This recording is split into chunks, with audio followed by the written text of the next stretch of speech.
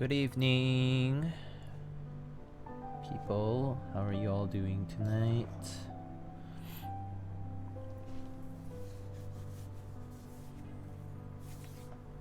Undrunk Man, Chilgam, hello.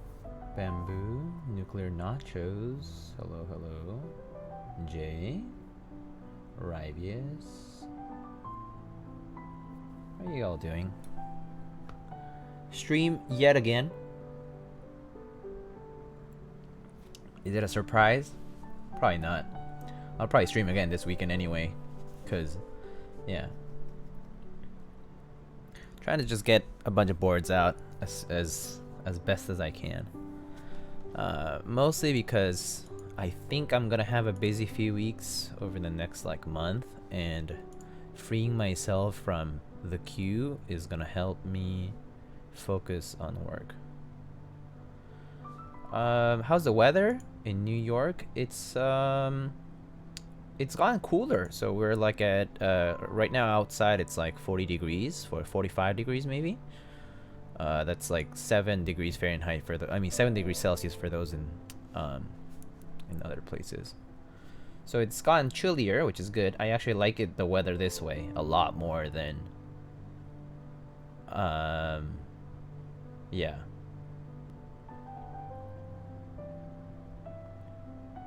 But I'm doing all right. Yeah. Darian, hello.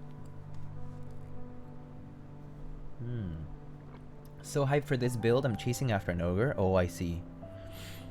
That's gonna be difficult, huh? Because there's not that many. Build all the boards in a single day? I mean, I think that in the time I do one stream, I could probably build 2 boards. But I don't. You know what I mean? Because, yeah.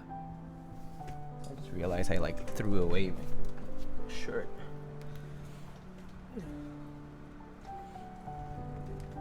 Looks messy. But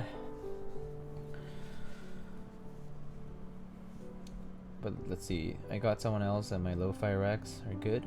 Cool, cool. You lube the switches for your climb builds? No, not always. Sometimes I actually try to encourage people to send their own I encourage people to send their switches lubed. For 2 reasons. Number 1 is that it's very time consuming for me to do it, and number 2, because it is time consuming, it's expensive. I charge per time consumed. I don't charge per switch or a flat rate. So like for TKL's worth, I'll probably be charging like almost like $100 plus to lube, because I just can't afford that kind of time. So yeah, I encourage people to lube their own switches though, just because it's also better for their own preference. It's gonna help them figure out what they want and what they like. Jeff Leopard, hello. Hello, cutie.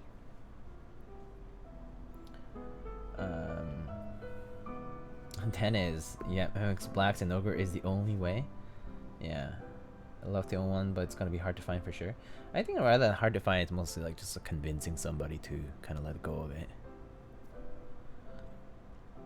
Hold up, got that Uniqlo? Yeah, this is the Uniqlo Demon Slayer shirt. What do you mean dead stock? These Uniqlo shirts aren't really limited ever. I think people who buy Uniqlo shirts to sell, it's kind of dumb. They don't really sell, like there's no resale for that for Uniqlo.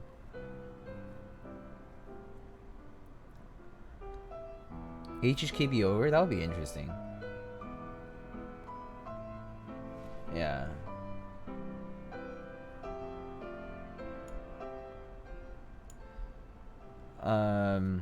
4 of 4. Jaeyoon, hello.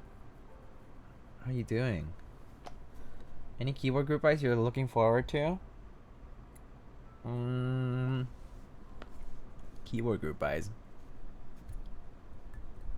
I'm thinking. I mean, Kara looks pretty nice in my opinion. But any particular group buy right now that I'm looking forward to? Not really. Or at least nothing in my... Nothing that... Oh, okay, sure. Yes.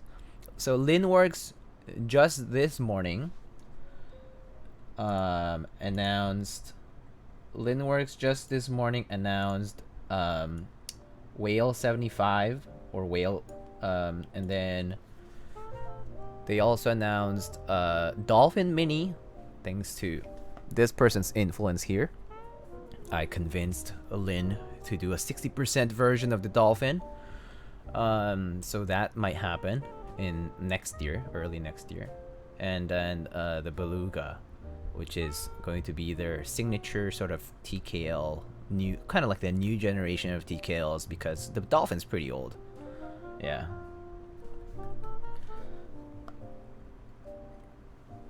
So that's what I would be excited for. I'm excited for those. Any thoughts on the Plume? I have no thoughts on the Plume because I've never seen one in person. If I saw one in person, I would have more thoughts. But based on what I've seen from Alex's stream and a couple of other people, like talking about it, seems alright. Price point was a little elevated, I think, though. Like it was like $600, I think. So yeah, I mean, I think it's kind of. I personally find the $500 barrier really hard capped for me. Like it's kind of like I don't like the idea of spending more than $500 on a keyboard. But I know that people will kind of people have been pushing that, and I don't like the trend, to be honest with you. Thoughts on Ducky? Ducky's a good OEM brand. So is Leopold and Philco. I highly recommend those, I guess. If you're gonna go for stock OEM off-the-shelf stuff, I think Ducky, Philco, Vermillo, Leopold, they're all pretty good brands. Got an L on the Dollinger? Oh, I'm sorry. I didn't enter the Dollinger myself, but yeah. Plume was $525. I guess it's like $600 close with shipping, huh? Maybe. $525 is okay. It's all right.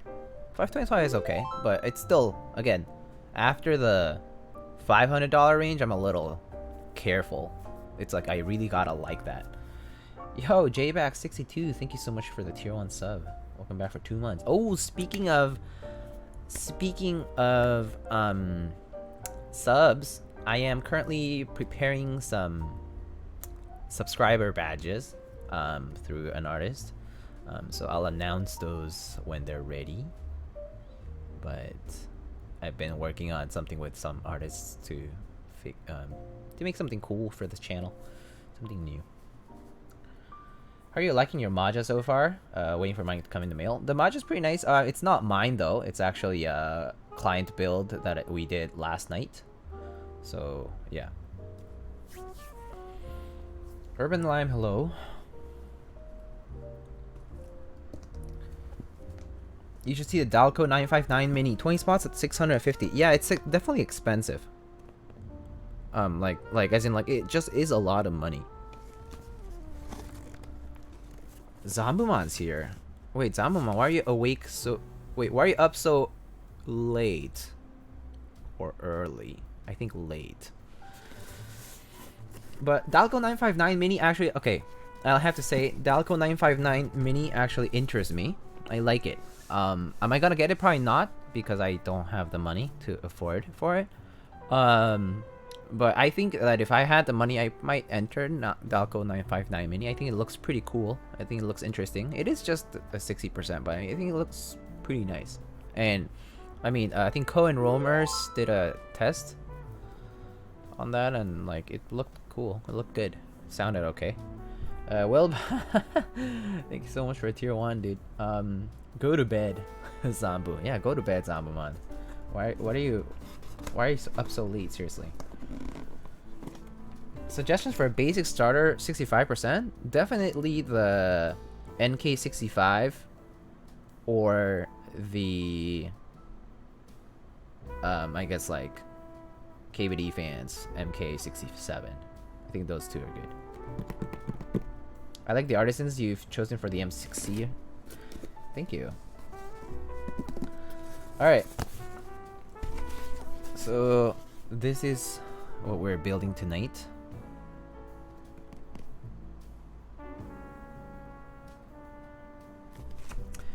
Cool ogre stamp. I'm probably gonna cut this ogre stamp out at some point. I'm gonna cut this square out after I open the box and use it. Imagine being a mailman and seeing that thing stamped on the box. Yeah, you probably think it's like fucking some devil's conjurer, like summoning circle shit. That's a snazzy deathmat. Yeah, the altar deathmat's pretty sick. I want the JKL Sakura set. I don't know what the JKL Sakura set is. Have to sell my figures in hope of getting money. Hardest choice require the strongest wills. That's true. NK65, Kara, or Bauer Light, when we learn about it, are my recommendations. Oh, I see. They're making a KVD Light to compete with NK65 Entry Edition. Oh, I see. JTK Night Sakura. Oh, okay. Alright, so we're opening the box. Has my name on it. I've been doxxed. I'm just kidding. My name's pretty public. So it just comes with a bunch of foam to pad it at the top. And then we have... And then we have a little baggie. JTK, yeah, it looks cool. I personally am not probably gonna buy it, but it looks nice. Has some feet, stickers, and a card. So I'll put the feet aside for now. And the sticker too. I'm gonna save the sticker for later. Keyboard Ogre inspected and packed by Zekkin. Thank you for your support. Very nice and simple. There's a QR code. I actually wonder what this is for. Let's see. Let's see what this QR code leads me to.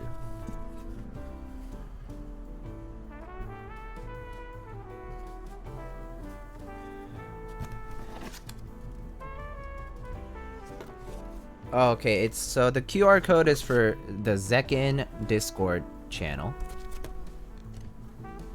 which I think I'm not in. Maybe I guess I'm not.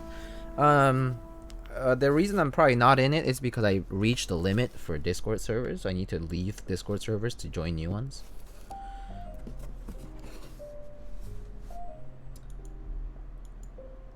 To be honest, this is not quite the unboxing experience I was expecting. What do you mean? It's just pretty simple. It's a 60%. There's not much to pack in this box, you know, in a box. Okay, we have a gummy worm. Oops.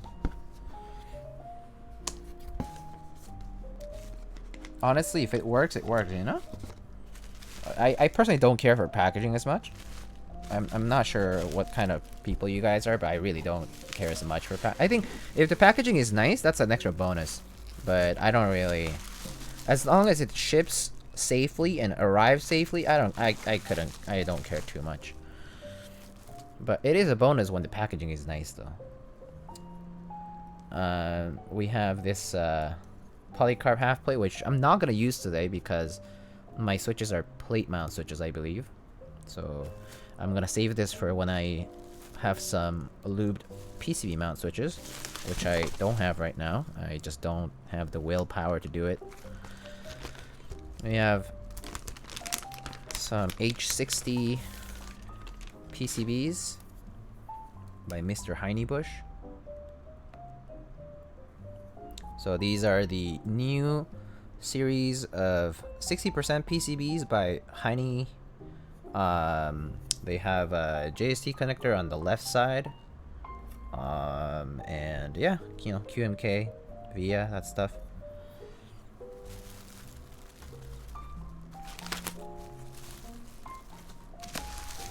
Got an extra PCB just in case.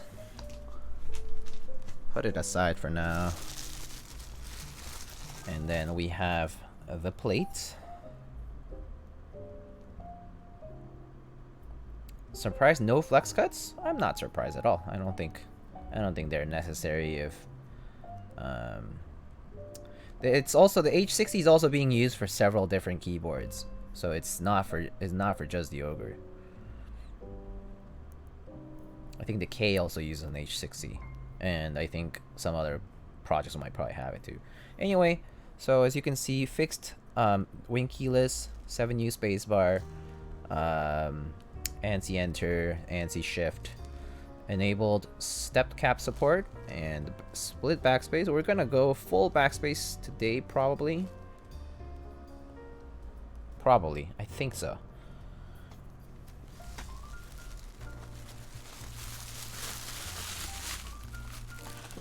And then we have our board.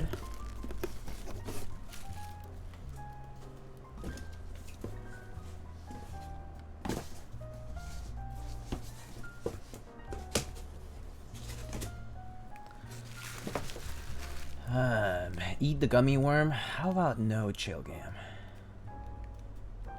I just throw away the packaging anyway. I don't throw away the packaging right away, but yeah, I also don't like baby it as much. Some people get really serious about their packaging stuff.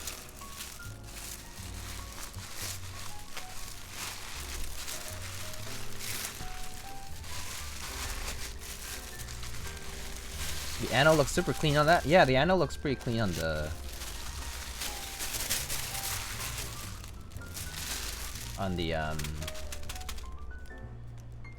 plate.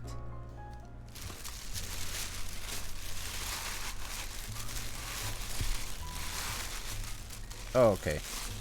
I have a second gummy worm. Not that I need it. I think they're the same. So I can just put one aside. Oh yeah, I did order an extra. That's why I have a second one. So just put that aside. We can put the card and the sticker aside too.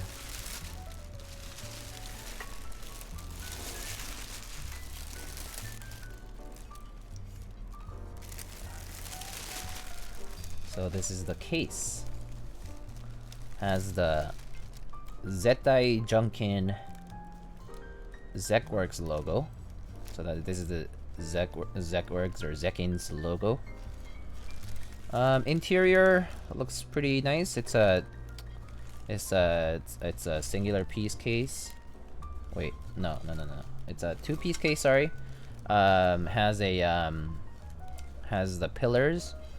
Has the daughter board channel, and then you have these two little divots for the stabilizer, or I guess just for extra room. I guess.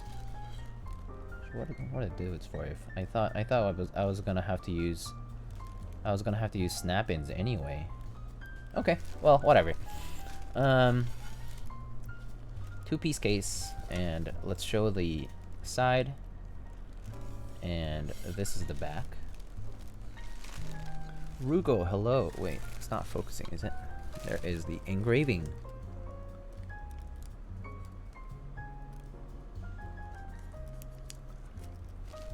Nice small engraving of a Oni or Ogre on the right side of the keyboard. USB-C port parallel to the desk. And then it's like a seamless look, so the bottom is flat and the bottom piece is like that.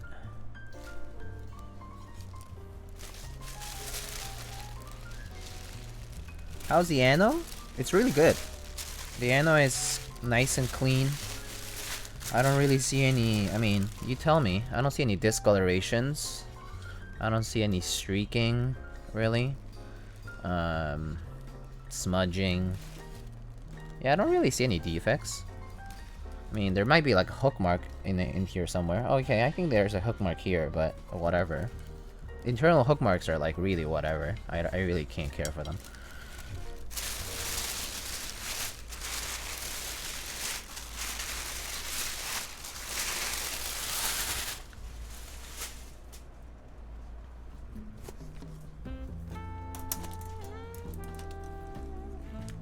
So I think I already tested the PCB. So we don't have to do that today. I tested it when it arrived because Zekkin was asking group by participants to test their PCBs. Because there may have been some that had like dislodged diodes or something like that. So he asked us to just check just to make sure that he doesn't have to replace it or like make an extra order. So that was a nice precautionary measure.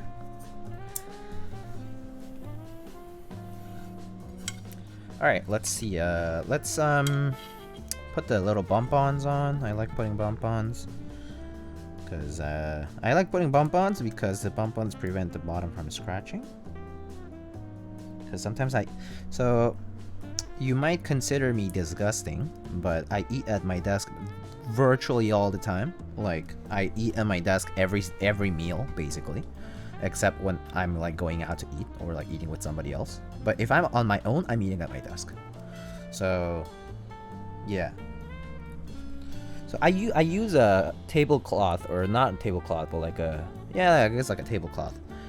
But you know, sometimes little things can sneak in places,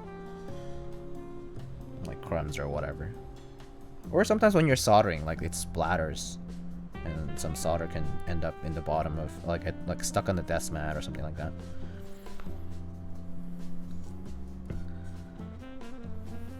Yeah, I eat at my desk basically all the time. I mean, if you want to shame me, go ahead, but I really don't care what you're like what people think. But you know. All right, bump-ons. I think this uses an M1.5. Wait, it's tiny. Hold on. Oh, these screws are small.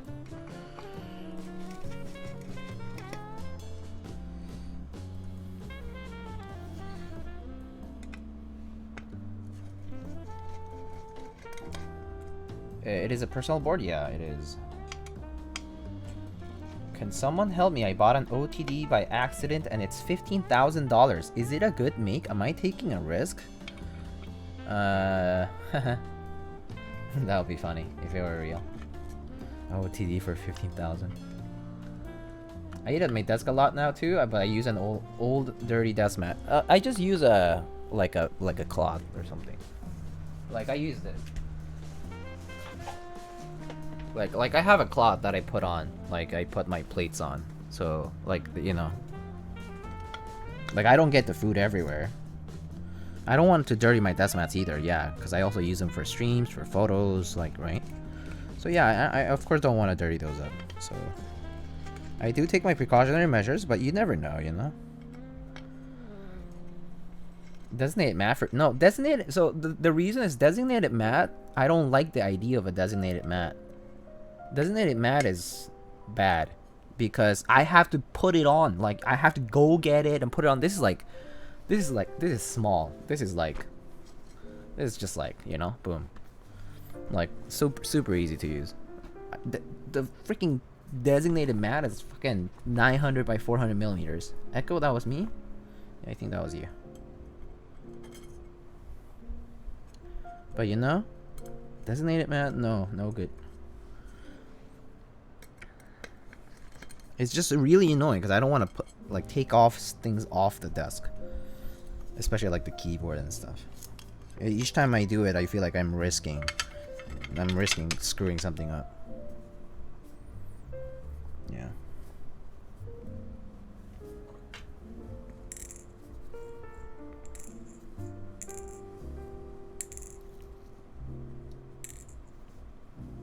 Thought the raffle was for a free keyboard. I use food mat on my desk mat when I eat. Your keyboard stream is my meal companion. No shame. Oh yeah, exactly. No shame. I wouldn't shame that. Stream being your meal companion. So basically, I'm like a mukbang companion stream. So instead of watching a mukbang, you're just watching me build stuff, which is kind of nice actually. All right. So this is the top piece. Again, top piece has that engraving. Has some internal burrs, as you can see, around the screw holes, but this is kind of normal from factories. Some people complain about this kind of stuff. When I see people complain about this kind of stuff, I'm like, you don't deserve to own keyboards. Because honestly, this is like, you're never gonna see this ever. Yeah. So yeah, and like small anno hook marks, like, you know, there's like small hook mark here, small hook mark here. But you know, yeah, complaining about stuff that's not visual on the outside is really pepega. Okay, that's kind of cool. Has some alignment tabs on the corners, so you can't misalign this. That's kind of nice. Nice touch.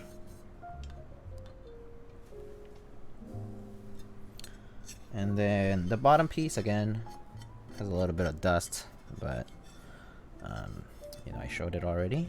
Pretty simple. The bottom is really simple. Has this taper here, so it's like flat and then inclined again a little bit.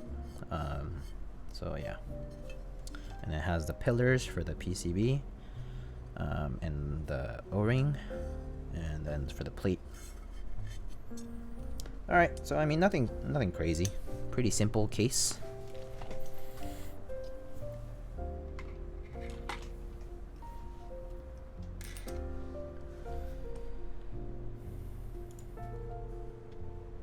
Hold up.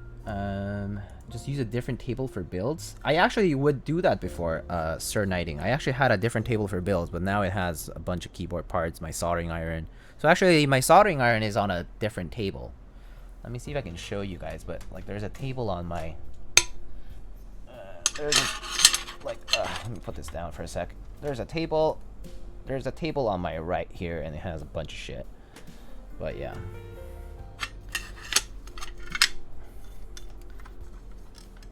Anyway, so nothing crazy. How many keyboards do I have? More than 2, less than 100. Room tour? No, my room's too messy to be toured for. I'm not gonna do a room tour. Sorry. I guess I'll still test the PCB just to be sure. I always get nervous when PCB's not working. So let's just get the...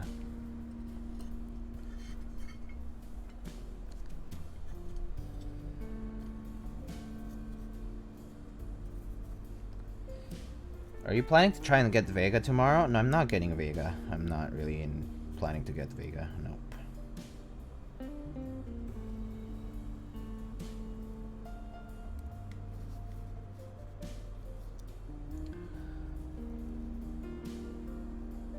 Is that a personal Maja? No, it's not a personal Maja. No, it's a client's or a friend's, really, I guess. Okay, cool. All right, detected. Cool. Going for iron 180? No, I'm not going for iron 180 either. Not really my aesthetic. Okay, I could probably program a few things while I'm at it. Left control, layouts, 7 Usangan, regular backspace, split right shift is fine. Let's see, layers, layer 1, right alt here, left alt, left when, left control, that's fine, all good. Okay, backlight toggle, I don't need it. So actually here I'm gonna put, let's see, I will put tilde 1 2 3 4 5 6 7 8 9 10 11 12, and then I put delete, caps lock, and then I normally put my media controls here. So previous, play, next, reset is fine there. I'll almost never press it by accident. Mute, volume down, volume up. And then HHKB style programming, so up, left, right, down, page up, page down, home, and then my P, I like having print screen on the P. What else do I like having on there? I think that's it. That's all I really use, actually. Yeah, that's pretty much all I use. Okay. Cool. I'll save my config. Save. Oh, I realized VIA is not up on the screen. Whoopsie. Sorry, guys. Sorry. But VIA, this is what I did for VIA.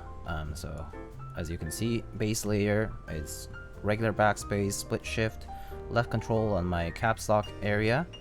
And then on the function layer, I have the tilde, the F row keys, delete, caps lock, media keys here, mute, volume, reset here. Oh, I can remove this one. and then HHKB style arrows, and then print screen, page up, page down, home, end. That's pretty much all I use. It's like for 60%. Yeah, this is my 60% preferred layout overall. Okay, cool. I think that's all good. I'll save it again just to, because I made a small change. All right, we can probably close via now.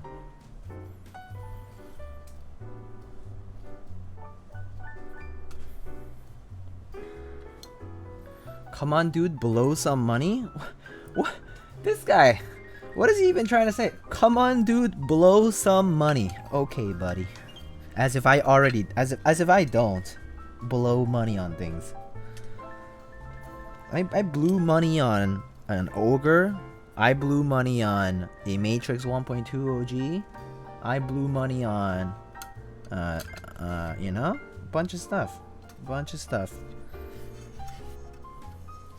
So, can't be telling me to blow money on stuff when I'm already doing it. I don't have money. And then I collect artisans. So that's my curse. That's my real curse. Imagine liking resin. Couldn't be me, right? Resins are a dangerous game, my friends.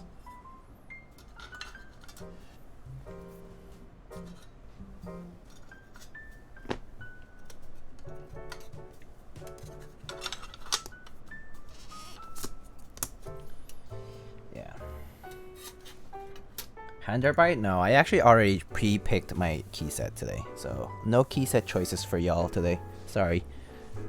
Revoked.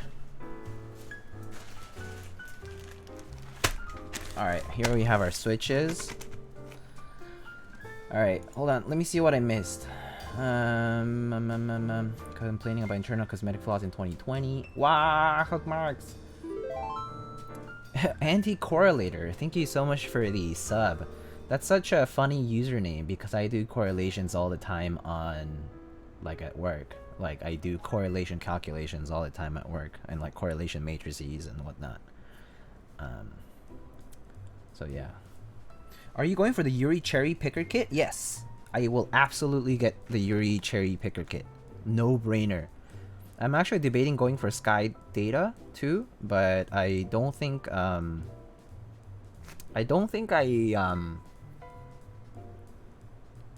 not sure Sky Data.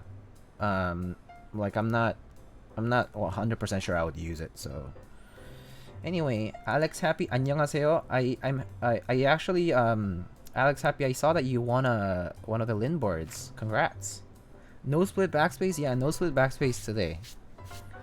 Have you used the Corsair K100? I actually have used the Corsair K100 Lizardan. They're okay. Roamer G is actually way better. Yeah, I agree with Dennis Brochel. Roamer G is actually pretty dank.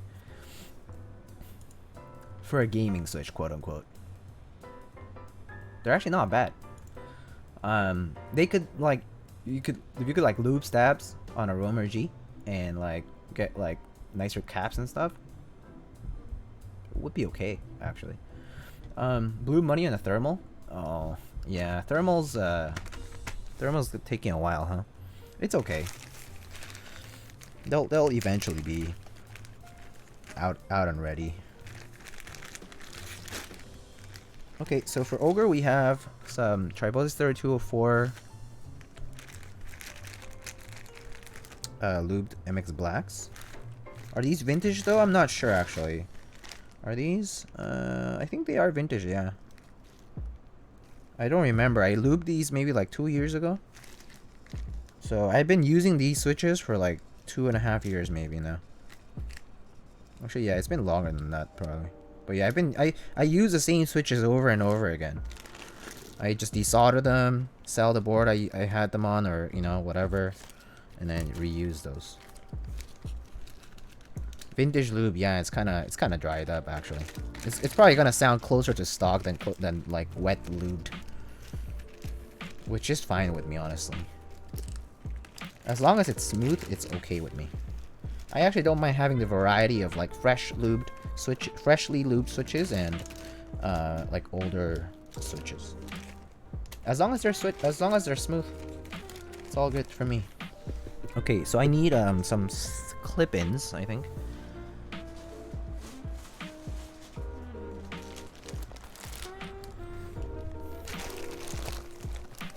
Roamer G is the new best gaming switch. It's been pretty good a while. I was a physicist once upon a time, dude. Me too. Anti-correlator. I was a physics major, and I worked in a physics lab for a while, and I also did I did some work in an accelerator physics lab. That's pretty cool. I admire that. I admire physics majors. They're my people. I still have the pride of a physics guy. So I always shit on engineers and stuff. I like, you shit on mathematicians too. And the biologists are especially fun to make fun of, right? But yeah. I think all my clip-ins are here.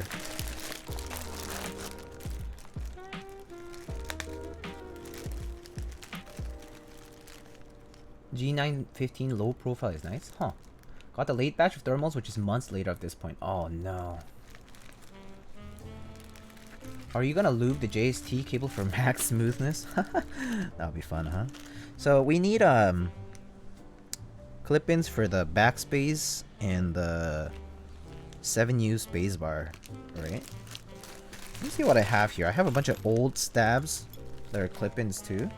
Oh look, I have some clip-ins that are already lubed. I'll just re-lube these actually. I'll just re-lube these. So I'll use... Hold up. So I need one for the backspace, one for the spacebar, and I'll use a screw-in for the enter and the... I'll use these two screw-ins for the enter and the shift key. Cool. Okay, that's good.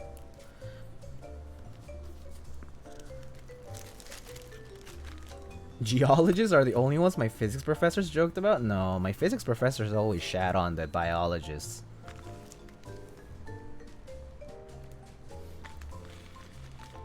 Hyperglide MX Black's worth it when compared to regular? I'm not sure actually.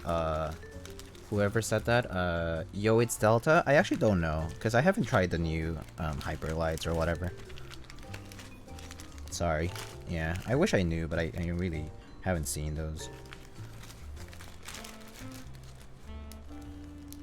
Bro, you can't shit on mathematicians? Except we do. Too bad. They're too out there, like too abstract and stuff. I mean, statisticians are kind of very useful in the community now. They actually make the most money, I guess.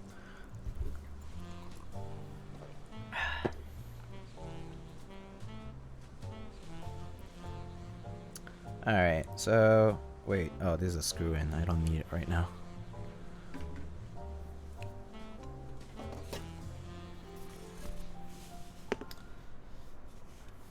What software do you run your analysis on?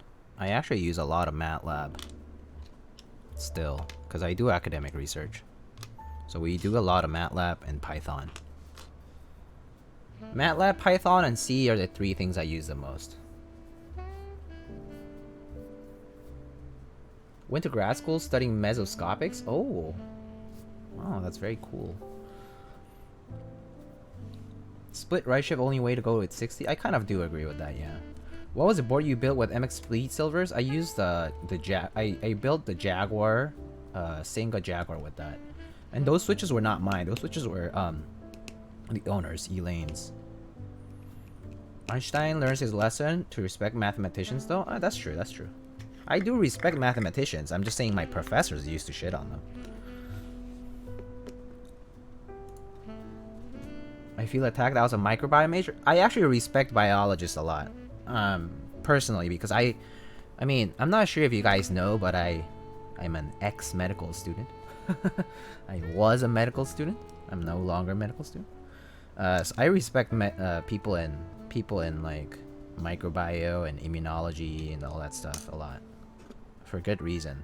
They do a lot of the work that they do a lot of like very interesting stuff. Especially nowadays with how like genetics has progressed and stuff. It's very different. It's very cool though. It's very cool to see. These stats are kind of dirty. I'm not liking these, but Is this 7U? Actually, it looks fine. Okay. I'll just clean it off.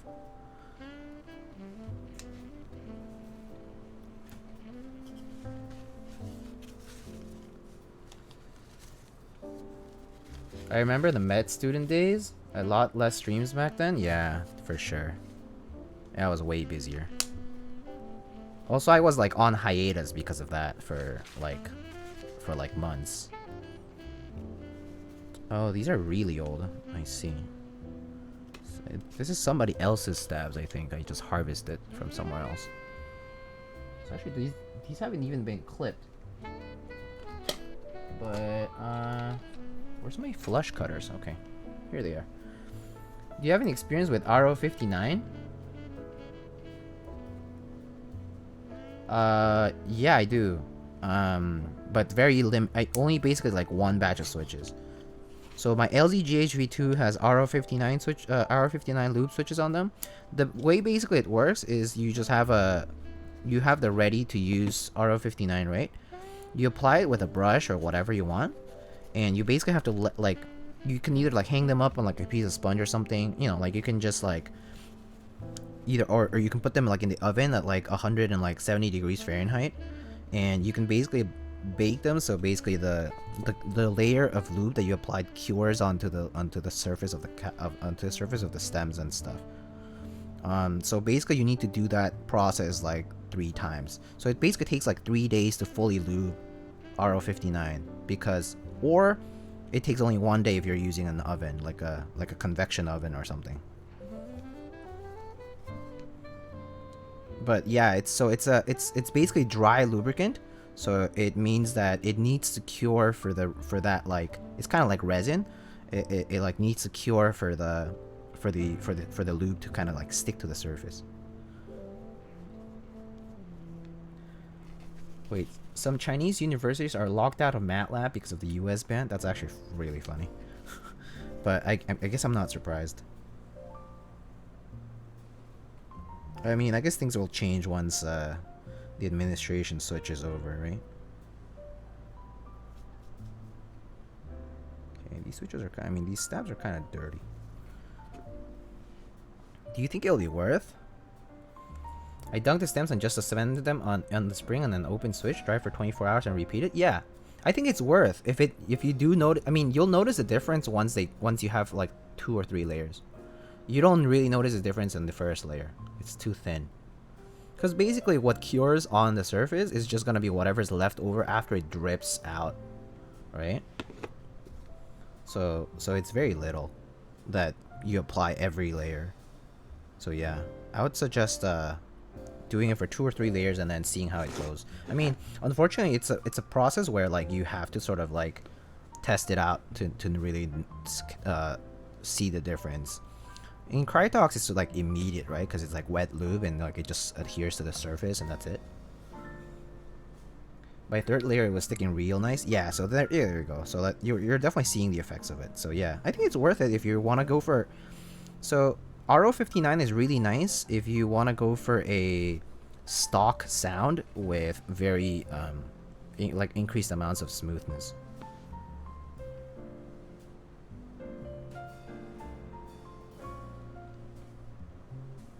My Kiwis EO87, that's a TX board, right?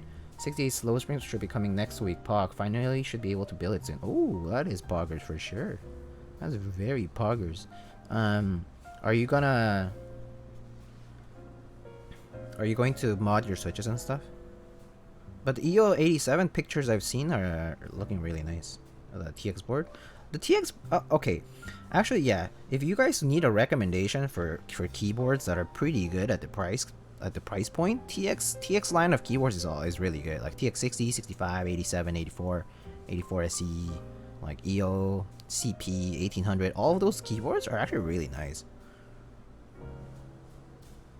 I highly recommend. They're just solid. They're just like not much wrong with them. It's just like very, very typical, like kind of like very classic, like top mount.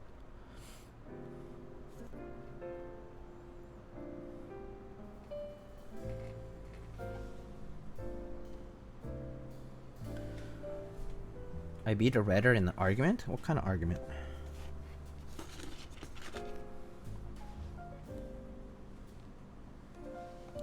Doing ergo clears. Didn't want to lose tactility and Sifo swears by it. Oh yeah, I'm sure he does. He's a fan of dry lube switches. In general. He's very like old style. He's kind of like he's kind of a keyboard boomer after all, so he's been around the community as long as like Pudsey and stuff. He's been around the community like forever, too. So yeah, he's a big fan of dry loop switches. So like stock sound, stock and loud sound, like that clacky sound that you get from stock, because it's like dry, and then like smooth because you like use like a dry lubricant like RO59. Okay, I think this is the way I'm gonna go. It's flipped so that if I do this other one, got desk keys 3203. Forgot about stabs. Oh, I see. Yeah, stabs are important. Somebody's dropping off some cherry tops, so I'll slap those on. What switches were they? Kiwis? Kiwis with cherry tops? Does that actually work? Does JWK actually work with cherry tops? I actually don't know because I've never tried. I don't really try Franken switches much because personally, even though people swear by them sometimes, I'm personally like whatever. Can't be bothered to buy 2 different switches to make a single one. That's the only problem for me. I think the only 2 main times I've done Franken switches like that are actually, let me think. I did Holy Pandas, like the original ones. I did Holy Chickies, which is Cherry MX blue housing and like the halo stem. And then I guess I did like polyethylene stems once. What else have I done? Yeah. But I don't really do much Franken switches stuff. It's just too much work. And it's very expensive too. Yeah, like you have to like... Yeah, just getting 2 switches can't be me. And then like, what do you do with the rest of the parts? Like, if they're usable, like, yeah, hopefully. But it's not like the ideal combo, so you end up not really having to use them. You could end up wasting half of the parts. So yeah, I'm not a fan of that idea.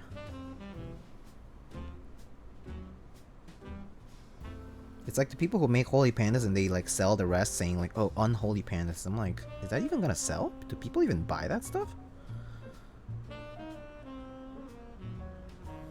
I mean, one man's trash and another man's treasure, right? But like, still.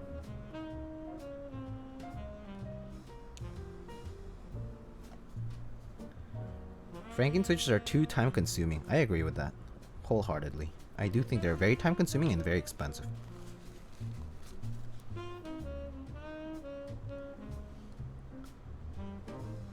Fine with soldered, if not you have to bend the leaves slightly.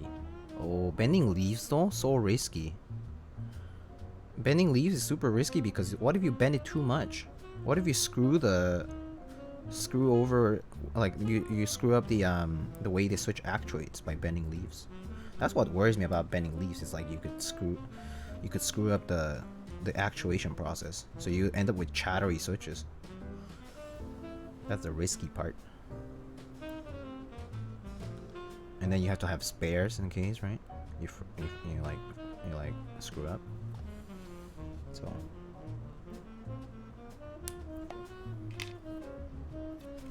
What type of student were you in college? Were you in college? Work hard, play hard? Yeah.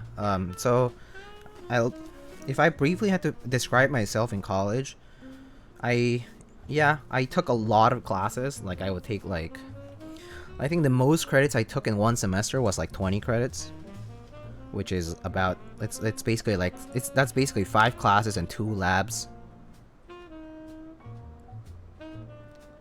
And then at one point I was doing research, and then at one point I was also working a part-time job. So I worked in the school's like IT, but not IT only. It was actually like a media service. So we would do like webcasts. We would do, and then I became the training manager for that group. So I basically was working with HR, and I trained people to be technicians. And I like devised like a training program, that kind of stuff. But yeah, I basically was working like anywhere between 10 to 20 hours a week part-time for my part-time job, and then I was doing like 5 or 6 classes, like full lecture courses every semester. So yeah, I took a lot of classes in college. And yeah, I would go out like twice a week. So like Saturday and like sometime in the middle of the week sometimes. Sometimes only once, but yeah, I'd say on average I would try to go like hang out with people like twice a week. Actually, no, that's wrong. I just need to like wipe this off. Hold up. Let me get one of those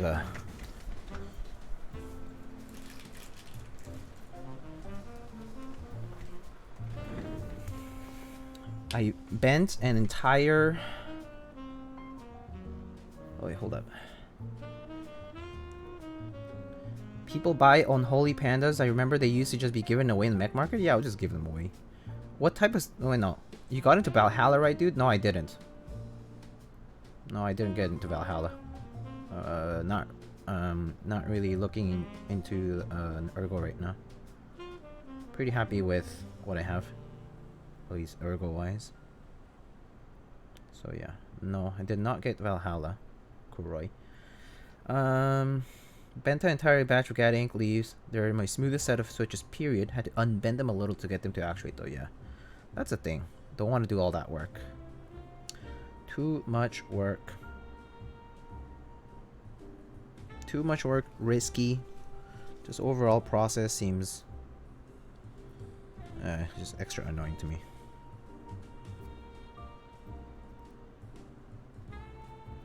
Okay. Just cleaning off of some of this because it's like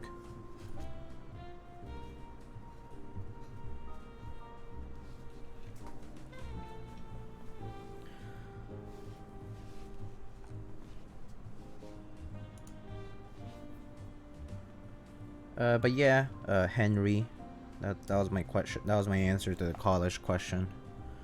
I worked part-time, and so I was busy with that, and then I was taking a lot of classes because I was trying to complete a bunch of requirements for some stuff, and yeah.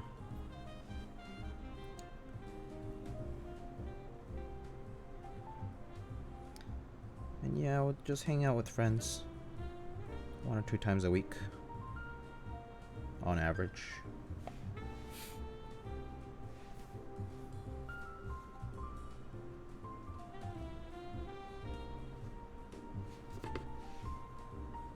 Suddenly chat got really quiet, or am I frozen?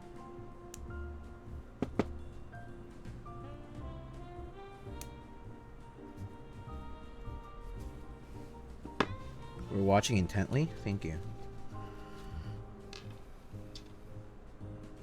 That is okay with me.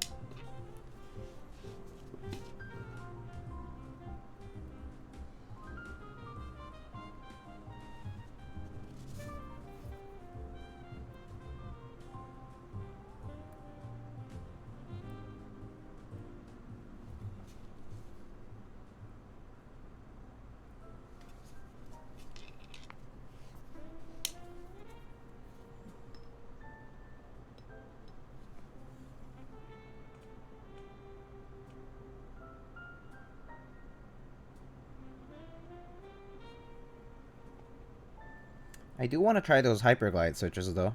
I heard they're pretty good. I heard they're hyperglide MX Browns. I want to try those. I want to try hyperglide MX Browns. I want to try some smooth MX Browns, modern ones. See how they fare. That would be kind of interesting.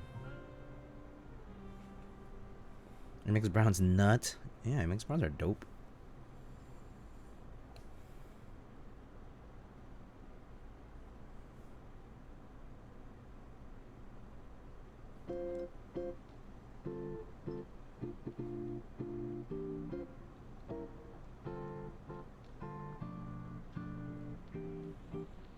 Looks like there are 550 per 10 switches on group buy. So for group buy, that's not a bad price. I wouldn't buy any more expensive than that though. Any more expensive than that seems a bit much. But I mean, yeah, it's it depends how they, I mean, like, are they really good? Like, I actually don't know. People kind of saying they are, and I'm like not very certain yet. I probably will have to look into that group buy thing. I might just get a batch of browns and a batch of blacks if they're available, both of them. But if not, if both aren't available, then I'll just get, you know, at least some MX black or something. Yeah. A little too steep for me. Yeah, they're at the borderline for me. I think 550 for 10 switches is right at the borderline for me, where I'm like, huh, do I want to pay more than that? I mean, I know people pay more for inks and stuff, but I actually only have gotten like 2 batches of inks, like ever. Got one set of black ink switches and one set of red ink switches.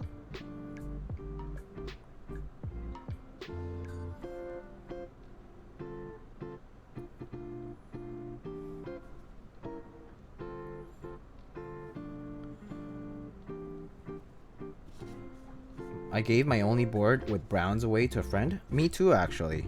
I gave away my old board with board with MX browns to a friend of mine. It was one of those full size boards though. It was, yeah. It was actually pretty good. The switches were actually not bad because they had been used so much. They're actually not like, they're actually kind of semi smooth, and I lubed the stabs, so like they actually were okay. Yeah. CoStar stabs are actually kind of lit, as long as you don't have to switch the caps too often. CoStar stabs are actually better stabilizing. Do you know that?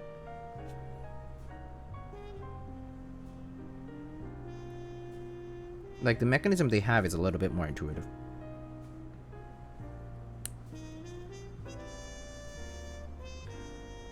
They're Vint Browns now. Take it back. Give them NK65. I'm sure they will be happy with NK65 too, though. But yeah, imagine asking for a gift back, you know? I think that's like it's like one of the lamest things you can do. Asking for a gift back. Being like, hey, I gave you this, right? Can I have it back? It's just like, I can't imagine like bringing myself to ask that of someone. Super cringe. Just steal it straight up, no shame. I guess that works. You prevent yourself. You prevent from putting yourself in an embarrassing position. But you also risk a lot too.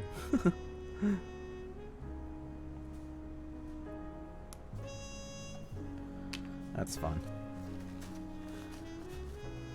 Imagine seeing them sell your gift. Oh, that's a feels bad moment for sure. Selling gift feels bleed. Tell them you want to refresh the board and then you keep it. Oh man. Cruel. That's cruel. Oh gosh. Wait. Backspace? Spacebar, enter shift. Okay.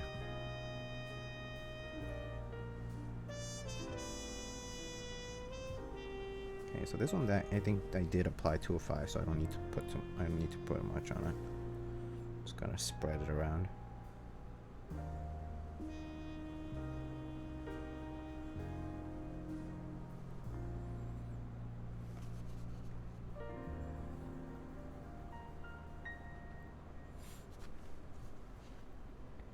¿Qué pasa, Lightning? Hello, Daniel. How are you? Where do you get the USB cable for your macro pad? I got it from a friend, actually. So I can't tell you, like, what he used or whatever. I don't know. Like, people have asked this question a lot. Where do you get your connector for that cable? I'm like, I have no idea, man. Sorry. Like, yeah, I guess you just have to look up for like fake Limo connectors and see whatever looks alike. And it has like 4 pins or 5 pins or whatever. Yeah, that's the only way. I'm sure you could find something similar though. There's so many things like this.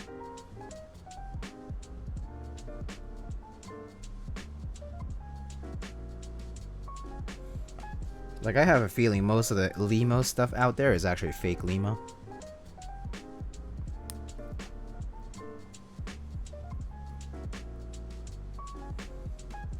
It looks much better than coiled ones. Yeah, coiled looks good if in a certain configuration, I would say. Razor greens are lit. Razor greens are actually not bad, I think. I think someone showed me some really smooth ones at a meetup, and I was like, huh, this is pretty nice. But I mean, then again, it has to be smooth, right? I mean, I honestly don't care if the Switch is whatever color or brand, as long as it doesn't like have crazy wobble and it's just smooth. Good to use. And it doesn't have like chatter and like that kind of stuff, you know, like technical issues are obviously a big no-no, but other than that.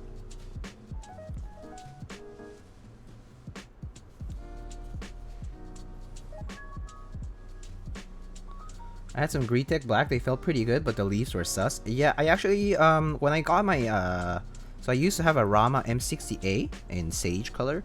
I did a Greetech Black build on that, and it turned out really well, because the Greetech Blacks that I had at the time were really smooth. They're like, they're actually like 2018 or 2017, whatever, like retooled black. Like the first retooled black batch that like people like would talk about. It was like about as smooth as that. It was really smooth. And I was like, huh. This is kind of nice. And yeah, I built it with Greetech Blacks. I'm not sure where I put those switches anymore though. But the bottoms, I think bottom housing was kind of sus. The bottom housing was kind of scratchy, but the stem and the rest was really, really smooth. But for some reason, the bottom housings were kind of like hit or miss sometimes. But like the smooth ones are extremely smooth. Let's see. Patty de la Beefy, what camera do you use to take the pictures that you post? I use this camera up here, which is it's a Sony Alpha 6400, and I use a Sigma 30mm lens for the most part for most keyboard pictures that I have on like my Insta or like my website and stuff, like Reddit. I have like a Sony macro lens for like artisan stuff and like other things, and then for like stream I use a zoom lens.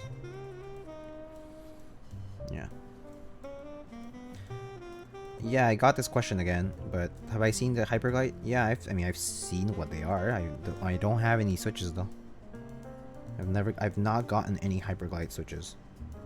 If someone will send some to me, I'll gladly accept them.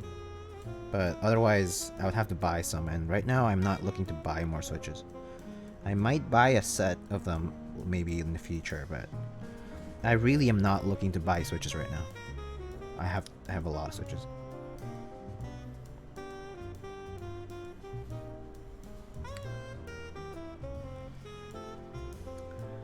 Hey, Saturn OG, hello. Have I not seen you in a while, actually?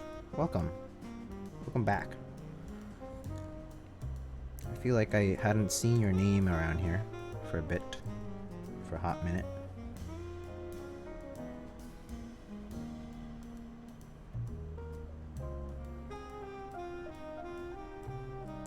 Then again, I kind of feel like I'm not sure which stream is which for which people, as in like who popped up last and when. I do get confused with that stuff a lot. Yo, Diego, have you seen Hyperglides? Weren't you saying you need some more switches? Might be something worth looking into. Juan, would you like to donate some switches? Free switches, please. I will gladly accept some switches from a generous donor like yourself.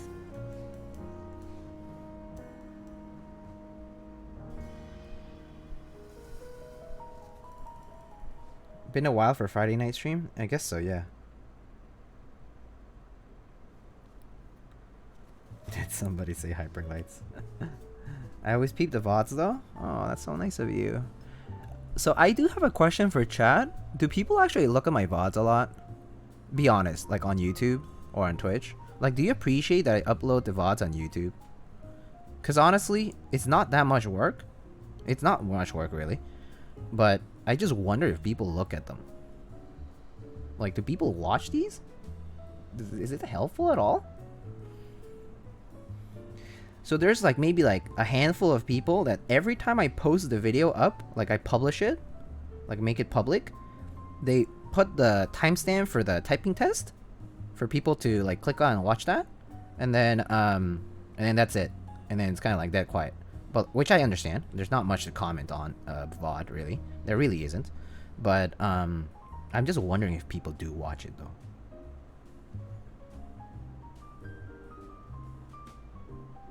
I like it better on YouTube. I do like better. I like YouTube better as a platform for sure in that regard. Especially for playback. Playback is far better on YouTube. I mean, like YouTube is optimized for that shit. Know that.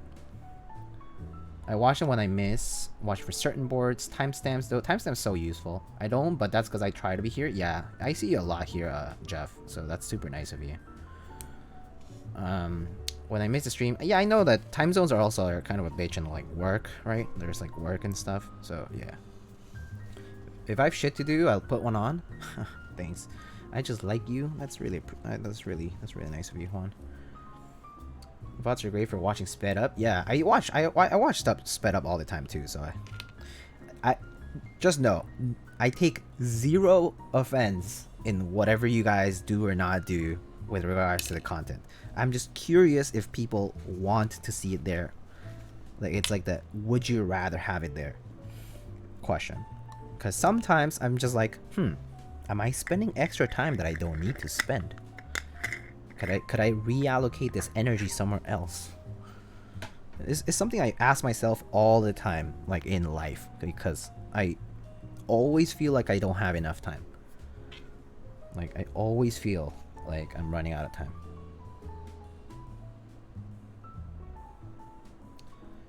Let's see. Website's also clean. Thank you. Watch typing tests on YouTube. Check out VODs when you show off the case. Yeah, I think that's a good way to... If you want to see the internals of a case or like a closer look, I think VODs are great. Because I watch like Nathan's VODs all the time too. Other than to hear typing tests, I've gone back to watch VODs twice, I think. Once to see a board I was interested in, another time to watch Mode 80 stream. ¿Cuál es tu comida favorita? I really like pasta, pizza, fried chicken, hamburgers, risotto, tacos, sushi, soups in general. What else? Favorite foods? Ramen. Really like ramen. Like legit ramen. Legit ramen just like touches my soul.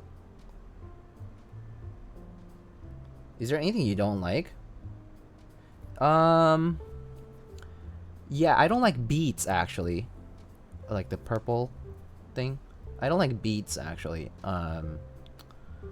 What else do I not like? I actually don't eat tomatoes that much. Like raw tomatoes, like raw cut tomatoes. Even if they're like the small tomatoes, I don't eat tomatoes that much. Tomatoes are weird. I think it's a hit or miss for tomatoes for me. I think tomatoes are okay like in a salad for me, or like mixed in with other stuff, but I don't really have like tomatoes on their own.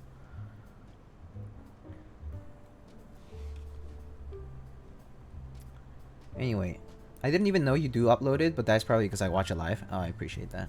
How I find your Twitch. If you don't sleep, you have more time. True. Deep question we must ponder with Diego. Do cocaine and you don't need to sleep. Yeah, I'm good with that. Coke is no good. Coke is one of those drugs. It's like a very hard avoid. And trust me, I've done some other drugs, but like cocaine is like an absolute no. Same with anything that's like injectable, like heroin, right? But anyway, most people new to hobby are going to find you on YouTube first. That makes sense. Sup por ese español. AliExpress, muchas gracias. Alright. Let's test our PCB. My friends. Oh. So this should be interesting. So I am doing this big commission for private entity, and I got some of those KBD fans stab inserts or stab thingies. You guys have seen these? They like put it up on KBD fans. They're like these stab partner things. They're for like for the wire to not pop out and whatnot. Let's try one of these. Kind of curious. I got a bunch, so it should be good. Let's try it, because I have some screw-in stabs and some clip-in stabs, and they're old. And so I do think that it could pop out if I like accidentally pull too hard or something, or I use PBT caps that are really tight. So let's try those out today. You seem like a mushroom man? I do love mushrooms. I like mushroom risotto. I like mushroom like pasta stuff. Like stroganoff. Mushroom stroganoff. Yummy, yummy, yummy. Beef stroganoff with like mushroom like cream sauce and stuff. So yummy. Kennedy Fried Chicken is the bootleg KFC in New York City. But I actually don't just eat mushroom on its own a lot either. But I do like mushroom in food. Specific foods, mushroom can really bring out that certain taste, and it can taste really amazing. Oh, hello, Mr. Zekkin. Welcome, welcome. All right, so clip-in stabs for the spacebar and the backspace today. Wait, hold up. Hold up. Which one do I need to use? Which switch hole? I mean, which stab hole is it? Which stab hole?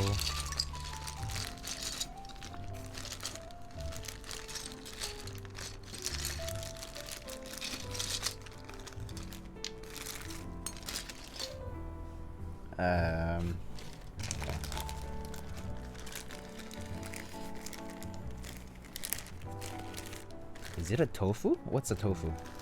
Did they include those free? You mean these? No, these are not free. I bought these. I paid for that.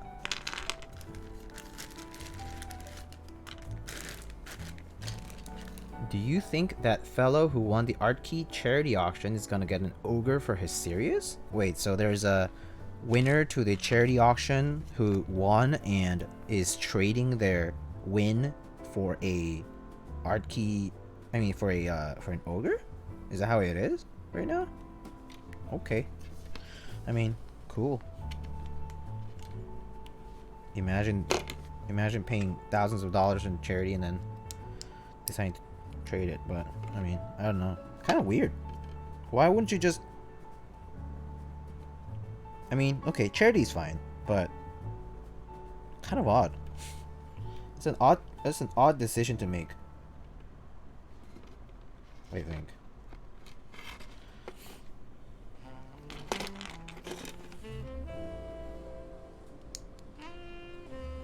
Resident folk built different? Tis true, tis true. Very true, very true. Resident folk are definitely have a very different perspective on things. Alright, so I think it's this gonna be this one because the other one is too close. Alright, so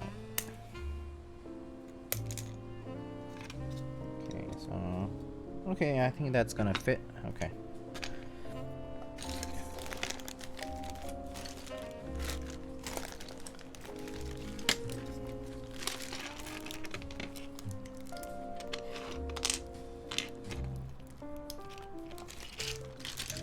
Let's see, I'm gonna need...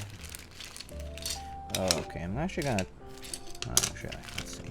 Backspace, enter, and shift. At least I'm gonna need those.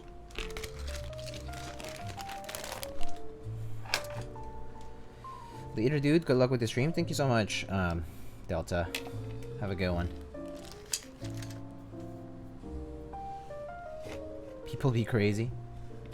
I would think that you're bidding to keep the cap. Yeah, I would think so too, right? But I mean, whatever. People can choose whatever they want, but it's just strange to me. It just feels like it makes me wonder why they are doing it. Like, what's their motivation to do that? Good night, Rivius. Sleeping early and praying to snag Iron 180 or Vega. Good luck tomorrow, or whenever the raffles are. I actually don't know when the sales are, but good luck.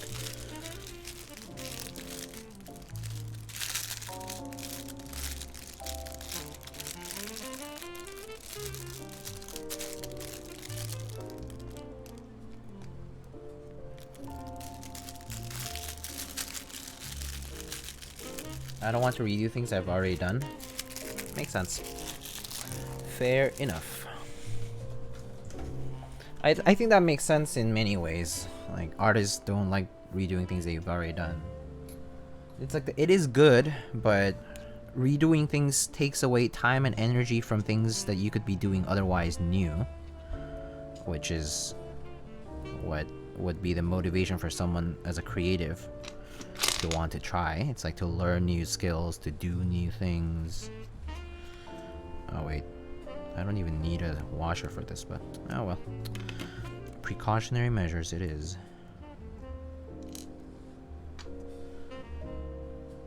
$3.7K for the series. It's quite a lot. Never give up on finding one. Don't give up. I mean, you can just wait. People eventually let go of things, you know?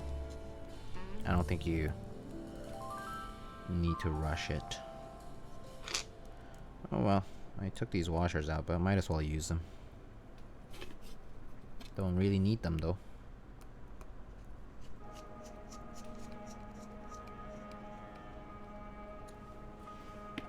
Doing new things is fun and difficult. Yes, that's exactly right. Gasket 00 coming out in January 2021. That is true. That one had quite a few units, right? A couple hundred? Is that right? I think that was right. So there would be a good number of those too. But I mean, 60%, I'm pretty sure that you're not going to see a shortage of 60%. It's not as popular a layout because people love their arrow clusters. So, yeah. Okay, let's try these things. So I popped one of these out, I guess. And I think I'm supposed to insert them. Let me just cut off the remaining bit of it. Alright, so I'm using this KBD fans thing to... It's basically like toothpick mod. And all you have to do is... Okay, it's really hard to see, but it's right here. Okay, let me see if I can zoom in. Okay, so you guys see the snap in here, clip in, and there's the clip. So you just gotta insert it here.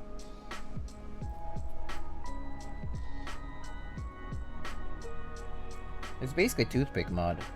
So you're just putting something in between the plastic snap-in clips so that they don't... Ugh, fuck. My fingers are too fat for this.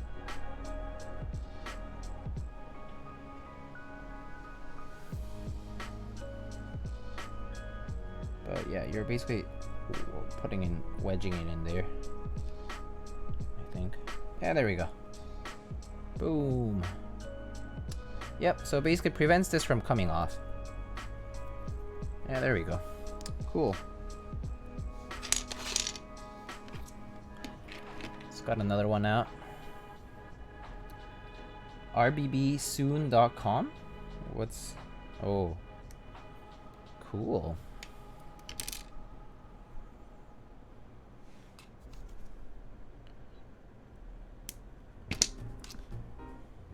Yeah, I think passion projects are fun. I mean, gotta keep the fun in what you're doing, right? If it's a hobby, especially. If you want to make a lot of money out of something, then sure, a successful product is worth rerunning if you wanted to, you know, make the money that it could get from it. So yeah, there we go. So that's the fitment of it. You can see the plastic wedge in between the clips.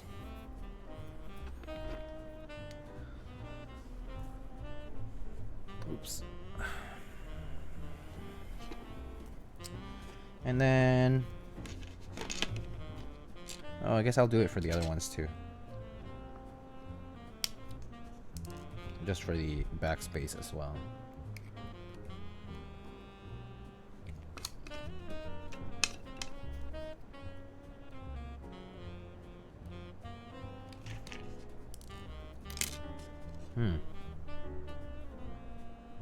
Okay.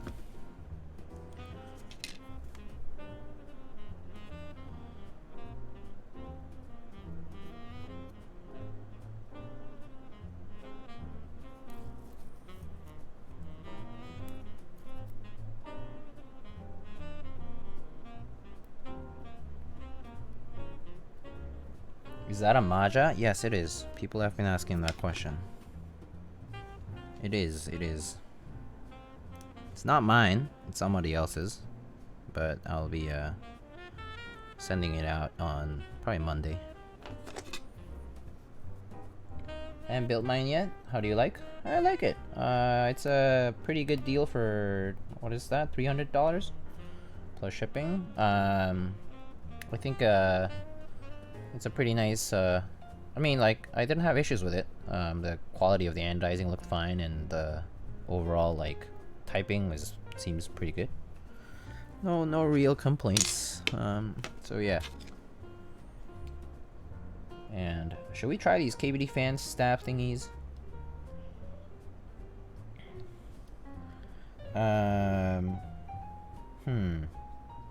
Yeah, let's try this. How to use this? So, let's see.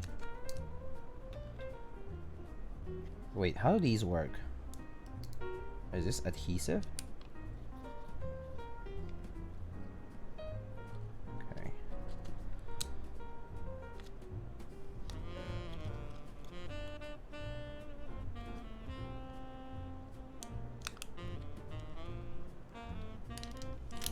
For science? Okay, hold up. Let me look up the page.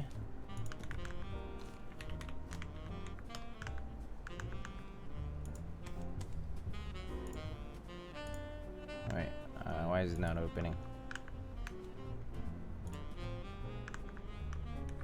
Alright. Let's see. KD Fans PC mount stabilizer partner. Let's look at the photos. Plastic buckle is fixed on the side of the stabilizer. Check carefully that the steel wire does not touch the plastic buckle. Okay. So it just... oh, I see. Alright. Okay. Let's try.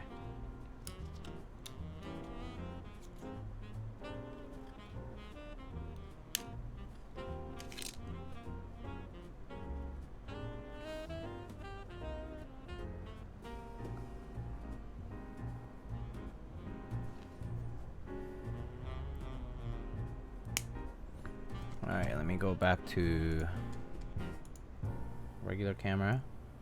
All they do is keep the wire from popping out? Yeah.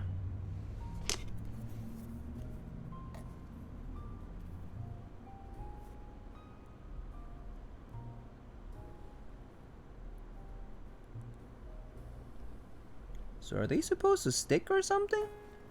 That's my question. Plastic buckle is fixed on the side of the stabilizers. Check that the steel wire does not touch the plastic buckle.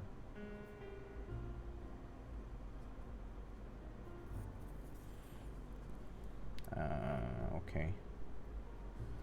So it's supposed to be adhesive then? But this doesn't really have adhesive on it. Is this adhesive at all?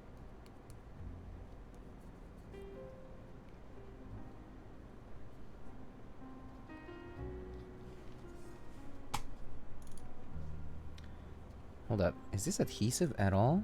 The one I took out was not. So let me see this one. It has this like plastic thing, which I think is for the adhesive.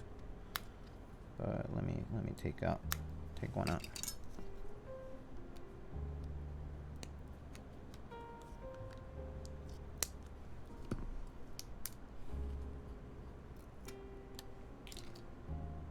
Okay, oh, okay, so the one I grabbed was just not very adhesive, which is kind of unfortunate. Just gotta cut it in the part where it's like extra remaining plastic bits. Alright, so it's supposed to just adhere to the stab, I think. So, let's see.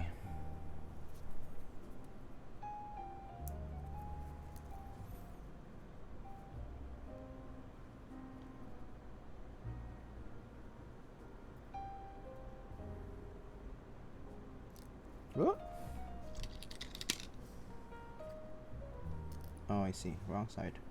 Bad.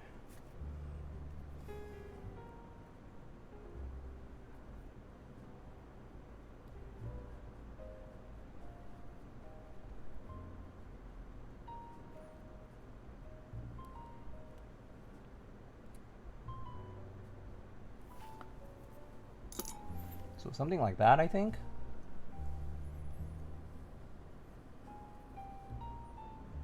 Come on, autofocus. There we go. So you guys see it there?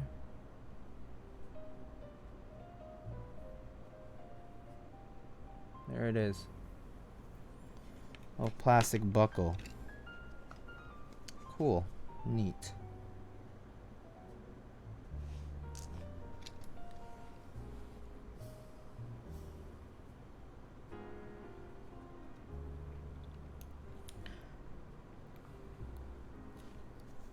It's like doing gunpla, you know?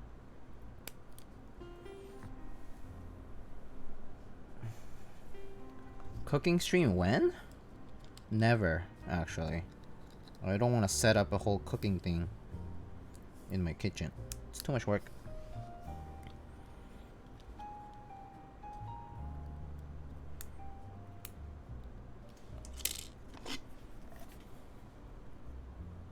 I mean, I don't really think I'm gonna have issues with popping out, but we're doing this for science.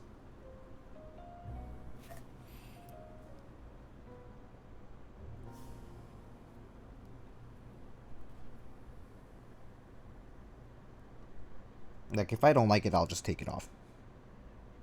Or, like, break it off or something. So something like that.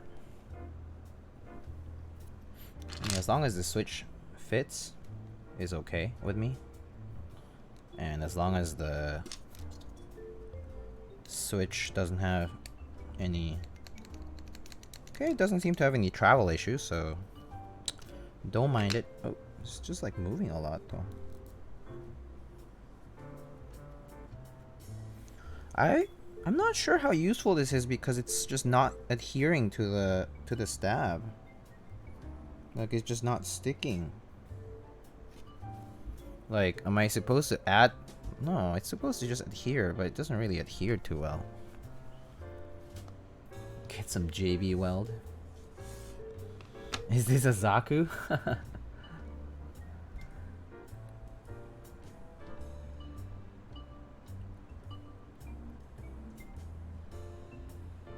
Okay. They do like more work. They look like more work to install them than they actually help. Yeah, TBH. I'm just gonna leave it like that. I'm done. I'm not doing the rest. Screw it. It's too much work. I'm too lazy for this. I would rather just be careful with my stabs than do this stuff.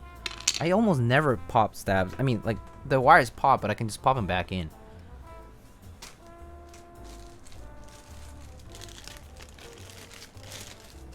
It's okay. I only wasted like $3.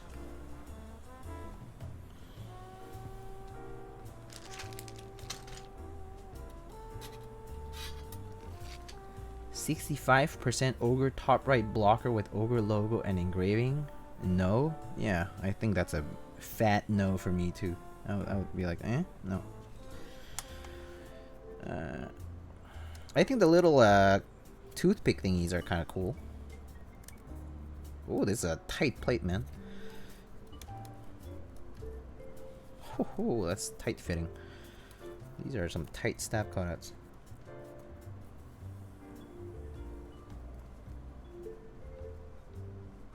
let's hope it's not tight on the housings. That's fine. It doesn't seem to as long as it doesn't tamper the travel of the stabs, I'm okay with it. Alright, cool. I'm leaving. Sounds good, Zekkin. If you have to go, it's fine, man. You don't need to bother. Stop bothering Zekkin.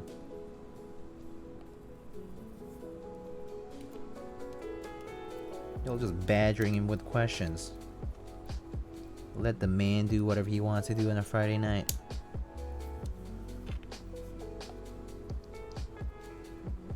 Hmm?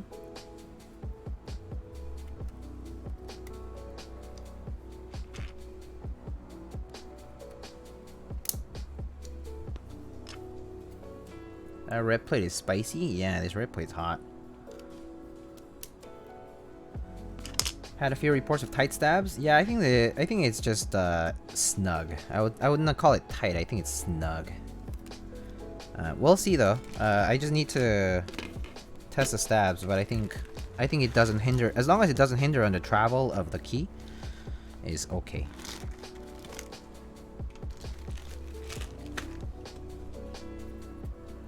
Rebuilt my 2.0 earlier today. It's now thicky lubed. Oh, that's right. That's very nice. 2.0, regular 2.0, right? It's like I think I recall you had one.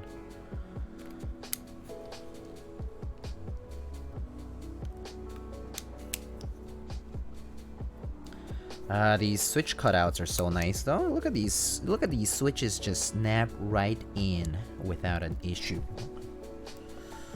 But yeah. Oh, I need to melt some of the solder on that. Feels good, man. I lack the connections to get a 2.0 ADD. Yeah, I mean, yeah.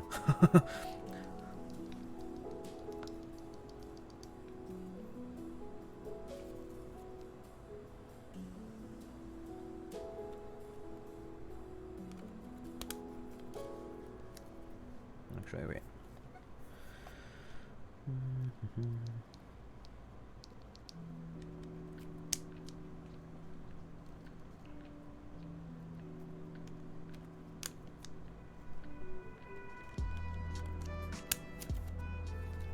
Okay, let's it's time to test these stabilizers.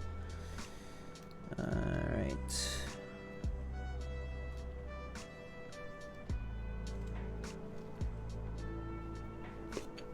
Wait, I forgot to put one in.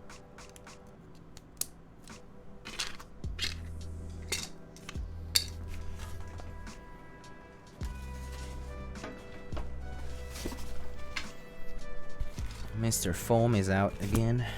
Alright. Overall had very good luck with Ogre quality, barely had any B stock during QC. Oh, that's good to hear, man. I know I made you ship out that half plate and I'm not using it today, which I kind of feel bad about, but you know. I'll eventually use it.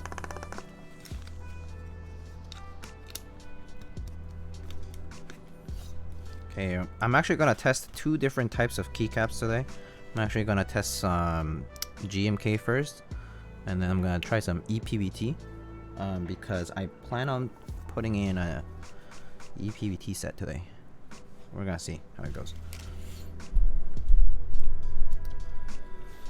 Inks aluminum thick with 2.5 grade 0. Had to clip the switch PCB mount legs though. Matrix PCBs are too damn tight on those holes. Yeah, they're pretty sure that the Matrix PCBs are spec'd for Cherry but not for Gateron.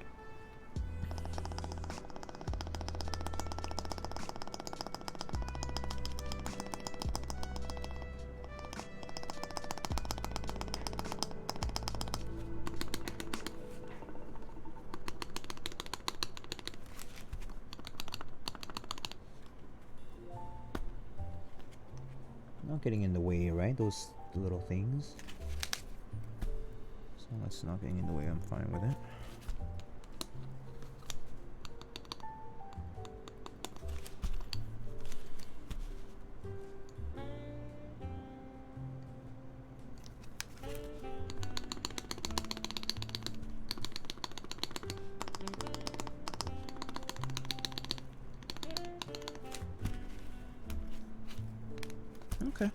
Sounds okay to me. No rattle, all you need.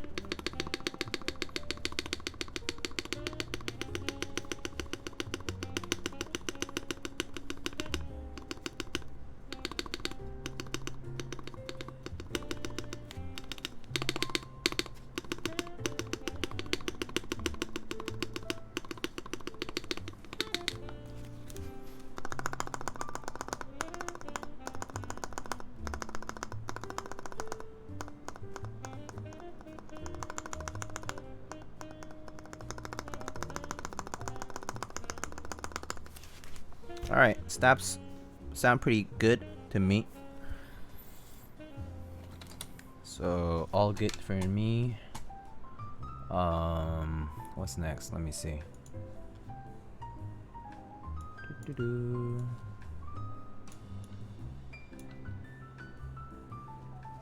Alright. Let's put some rest of the switches in.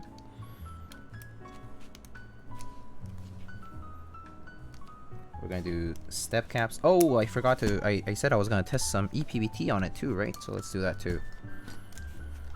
So the key set I chose for today, my friends. I chose Enjoy PVT Slate. Do you guys know Enjoy PVT Slate? It was run by Heinebush a while back.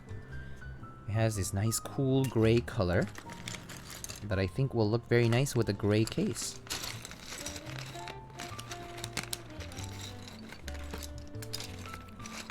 So let's get those stabilized keys out first.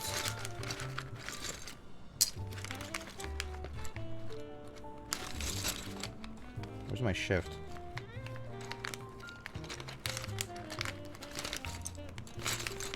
Yo, where the fuck is the shift?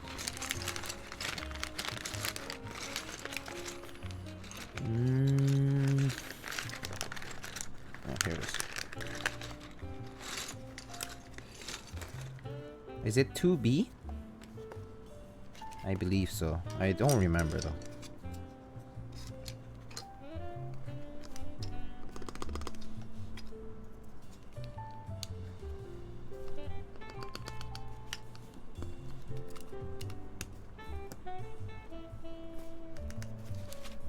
Oh, ePVT caps are so tight on this stuff.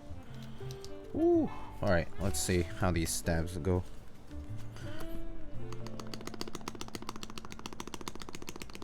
Okay, backspace is okay. Okay,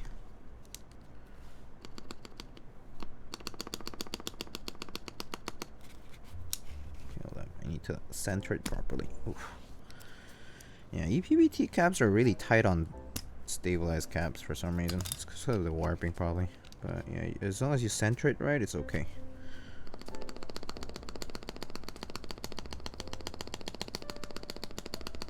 Okay, that's good. Let me remount this.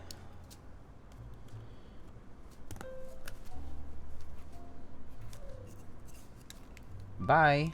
Goodbye, one drunk man. Have a good evening.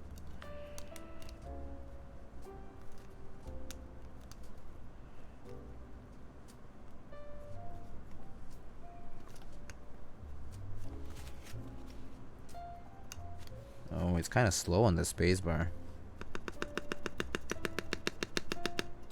Let me see how much am I losing any travel? I'm actually not sure. I think it's just really tight. The question is how tight.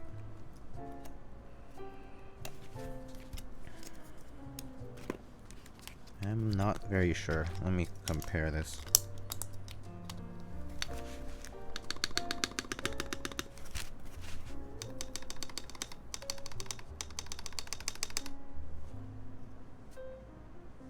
Okay.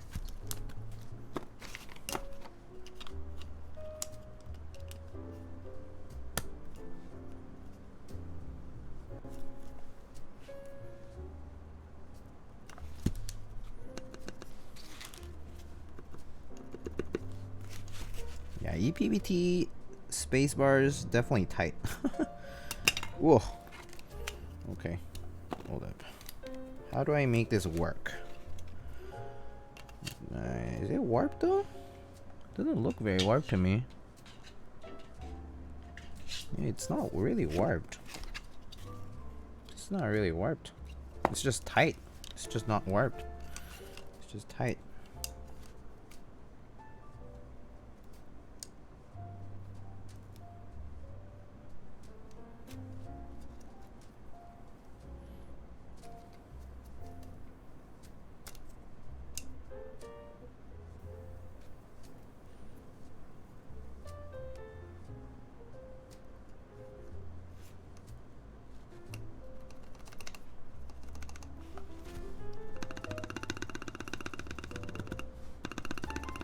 Okay, so as long as I'm careful mounting it.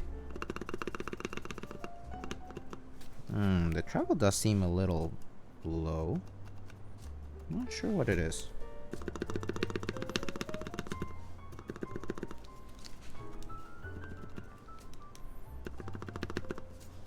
How do I know if your affiliation link works with my DixieMech order? As long as you enter the store through dixiemech.com/lightning or is one of the affiliate links I've linked before, it should work.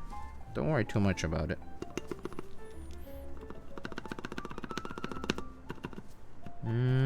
Yeah, the space were kind of tight, yo. Kind of tight.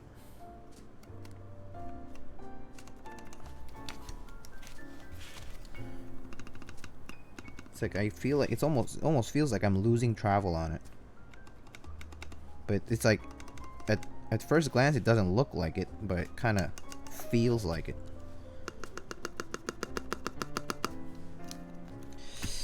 Well, if ePVT slate doesn't work out, then I'm gonna have to use something ABS, which is totally fine with me. Just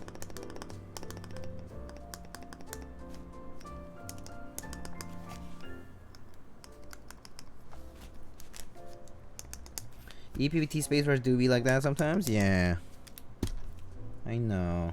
It's unfortunate. I don't like that, but you know.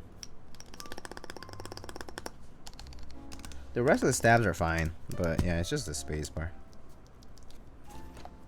I guess I'll build it and then test it out, see if it goes okay, and if it doesn't, then I'll just switch it out for ABS. I think that's what I'll have to do.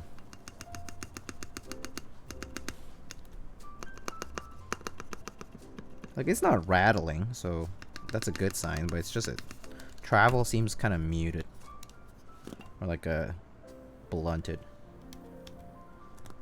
What it do? EPT spacebar just doing its things. PVT things. Nothing unusual. GMK is fine though, because ABS is not really. Yeah, GMK is fine.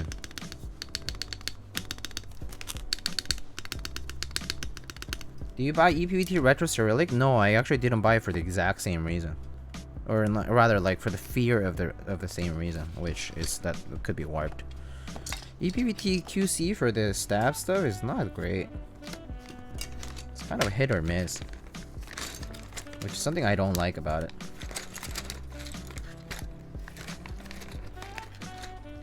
Yeah, so that's the thing. It doesn't have any warp, the spacebar at least.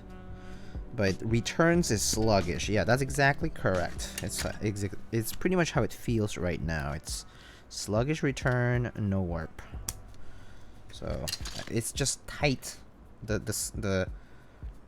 damn the where the crucifix goes in is tight. It's very tight. So yeah, it do be like that. It's okay. We can continue. Have you tried Cherry Hyperglide switches? No, I have not. So I don't have an opinion on it. If it's smooth, then get them. If you think the price is worth it, then get them.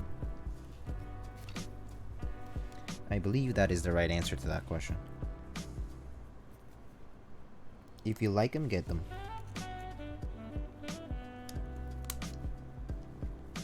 If you like the idea of it, rather. Because you haven't used it. Ban keyword Hyperglide? Not a bad idea, to be honest, Mr. Raz.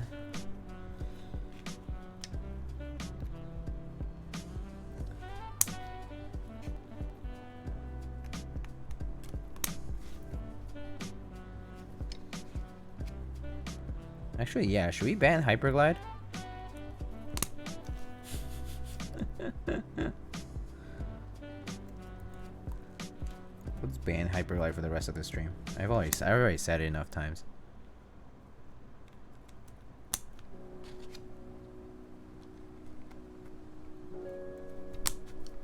Ban ISO and Hyperglide. People only asking because there's a group buy for Hyperglides? Yeah, I know that. I know there's a group buy for Hyperglides and people are asking for that reason. It's just, yeah. I know.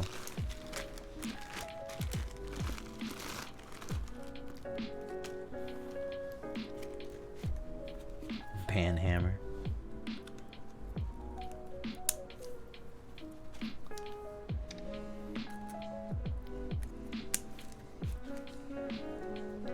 Thoughts on gasket strength?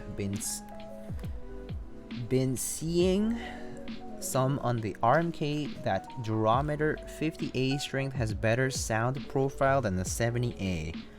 I personally feel people don't understand durometers at all, but I personally don't think there's a way to tell in advance, TBH.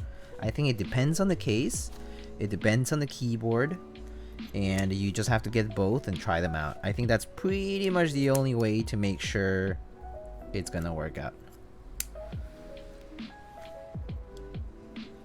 At least a way to figure out whether it's gonna, you know, be good or not, is to just get both durometer measures for that, for the gasket or whatever, and just try it out. If you only get one, then, you know, just gotta live with it.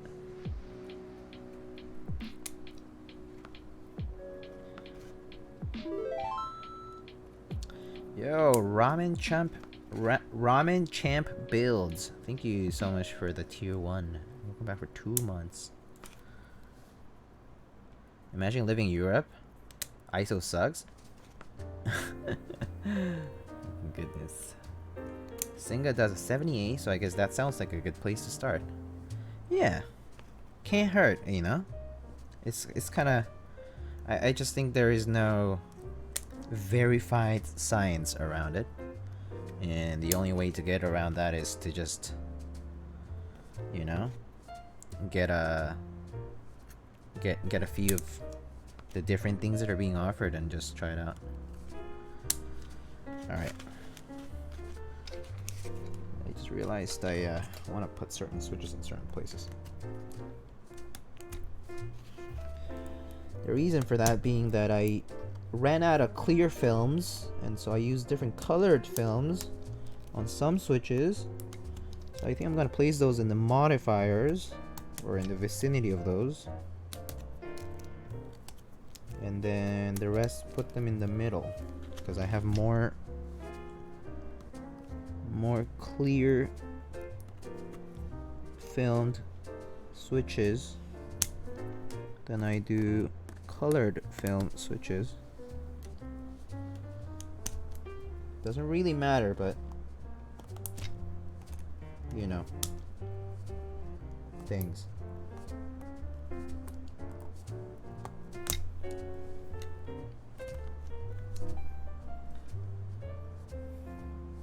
Durometer is so low on the things that affect sound profile. People always forget that almost everyone has a different desk setup, room size, microphone, etc. Yeah. Agreed. I mean, it's gonna sound like a keyboard. That's all you need to aim for. If it sounds like a good keyboard and you enjoy the typing. But yeah, it's hard to predict that stuff. Like, honestly, it's just not very intuitive. You just have to try it, see how it goes.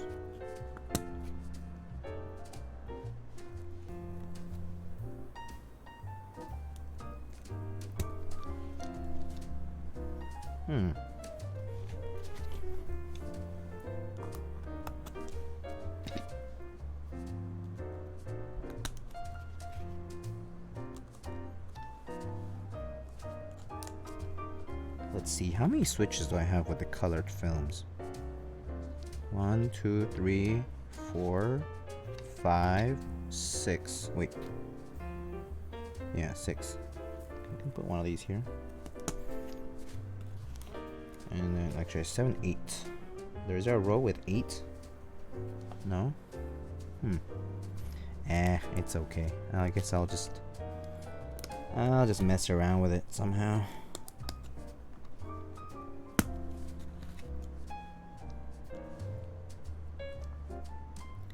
Maybe I'll do my home row with those. Make it fun.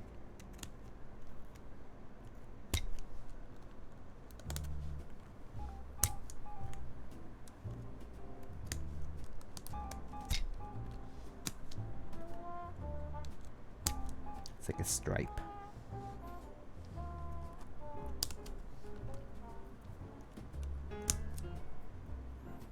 Hello. Question. Hello.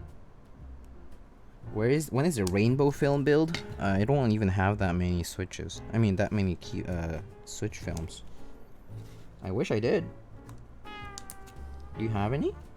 Oh, I have an extra switch. Oh, okay. Just realized.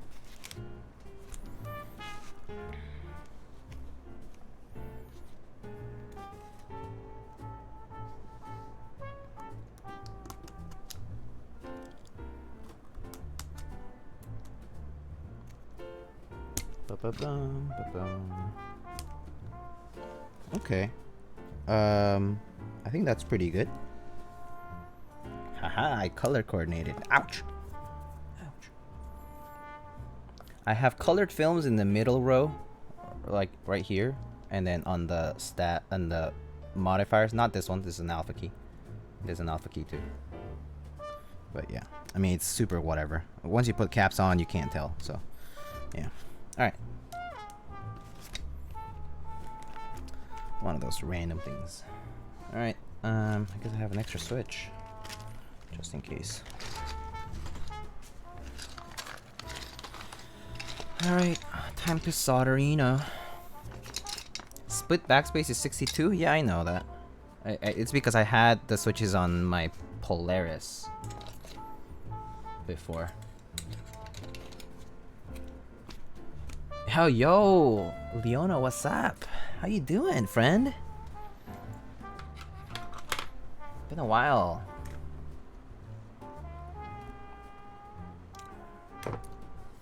Been some love me some relaxing stream about keys. You feel, you know. All right, let's get this soldered in.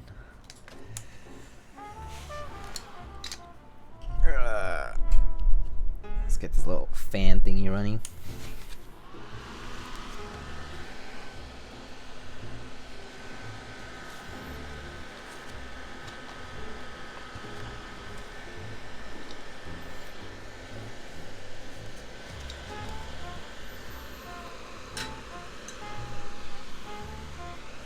Doing alright. It's been too long. Just wanted to stop by, watch and support my friend. Thank you. Oh, it really has been a while. I hope you're doing well and you're safe. Things are crazy out there again. I mean, not that it's never been, but you know. People doing people things. Pretty whack.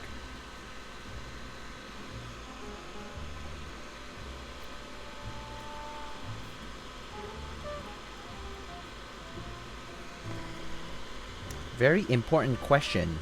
If you're building a board when daylight savings happens, do you charge them for the extra hour? No. I charge them for the amount of minutes that I spent physically doing something, basically. Not minutes, but like... At this point, I kind of do like very, very close to the suggested rates. Which is pretty much what the breakdown happens to be, which is basically it's a way to round it up or round it down in a way that's not unfair. But yeah, no, I wouldn't charge extra. Of course not. Why should I?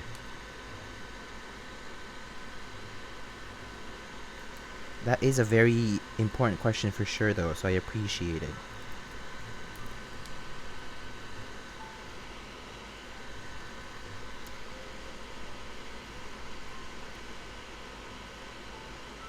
Were this weekend's busy? Wait, were this weekend's busy group buys raffles mentioned? If not, may I? Yeah, sure. Why don't you mention them? I don't mind it. I actually don't know all the stuff going on this weekend, unfortunately. So yeah, do mention them.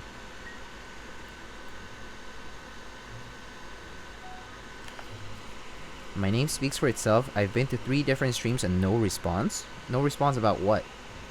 It's the Forgotten Panda. What did I miss? I'm new to Twitch. Hello. Welcome to Twitch. My name is Diego. I'm a custom mechanical keyboard build service provider and an enthusiast as well. I'm a collector, I guess. So I build mechanical keyboards for other people. Because people have said that I do it okay, do a decent job of it. And so people send stuff to me to build. Fan is for the vape smoke. Fan is for safety, yes. It's because the smoke that comes out of burning this solder and flux is not healthy to inhale. I said hi, they don't say hi back? Well, hello. I am here to say hi back.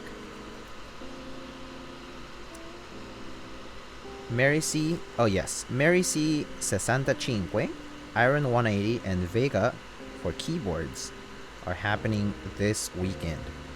Which would you pick, Diego? Well, I tried the Mary C. 65, and I would probably pick that just because I like the design.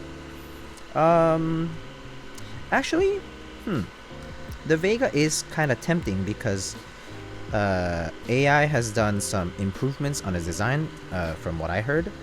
And so I think that would be pretty neat to try out. So actually, no, I would probably try the Vega, because I've tried the Mary C, and I think it's like a classic 65%. So if you're into that look, I think the Mary C is perfect for that. But if you're into like a more interesting look, I think the Vega kind of offers that. Soldering is hard? Soldering is not hard, no. So it's not really that people... So the appeal of custom mechanical keyboard builds in general is mainly that the people who do it relatively consistently. And like it's especially like the tuning of the stabilizers, or sometimes even modifying each of the switches. Because so in custom mechanical keyboards, like at least at the enthusiast level, people will open up each of their individual switches and like lubricate them. Swap springs. They sometimes might combine parts from other switches, things like that. But soldering itself is not hard. Through-hole soldering is very easy. You can learn it like same day. Like you do it 1 or 2 times. Sorry, like 2 or 3 times, and you probably don't need to try much harder to get it right the next time. But yeah, soldering is not difficult at all. But people do still screw up. I mean, is that a cat lamp? It is. I have a command, this exclamation cat lamp, if you want to see where I got it. I got it from Amazon. It's like pretty cheap. It's like under $20, I think.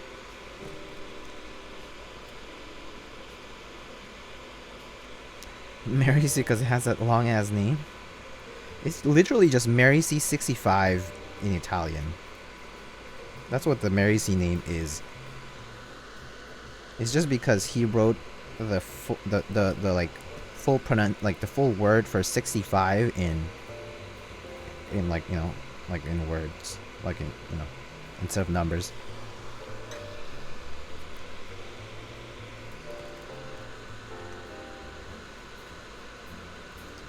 I wonder if Polaris Batch 3 will have the Vegas changes. No. Polaris won't have any changes right now.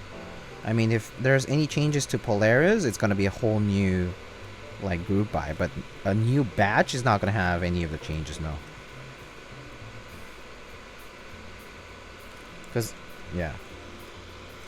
Does it light up different colors? It does. You want to try it? It's going to glow. Wait. Here, come back. Thank you. The Osen, thank you so much for the... Oh, wait. Dennis, thank you so much for gifting 2 tier 1 subs to the Osen and Nawin.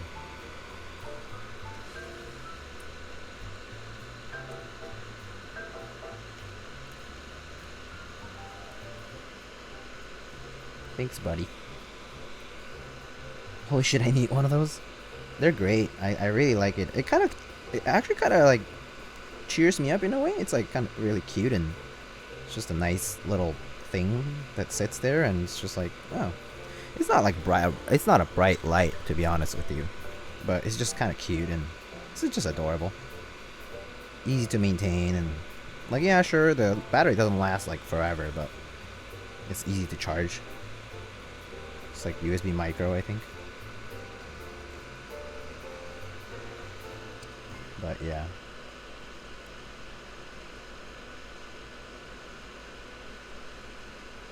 I like the regular look best though.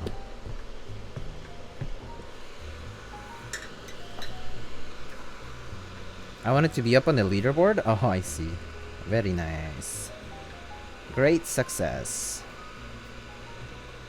Gotta go for gold now. Can you smack it as an enter button? Oh, you mean the cat lamp? That would be interesting if you could program something for it, yeah. I mean, you would probably have to do some hack job to get that working. It'll be fun though.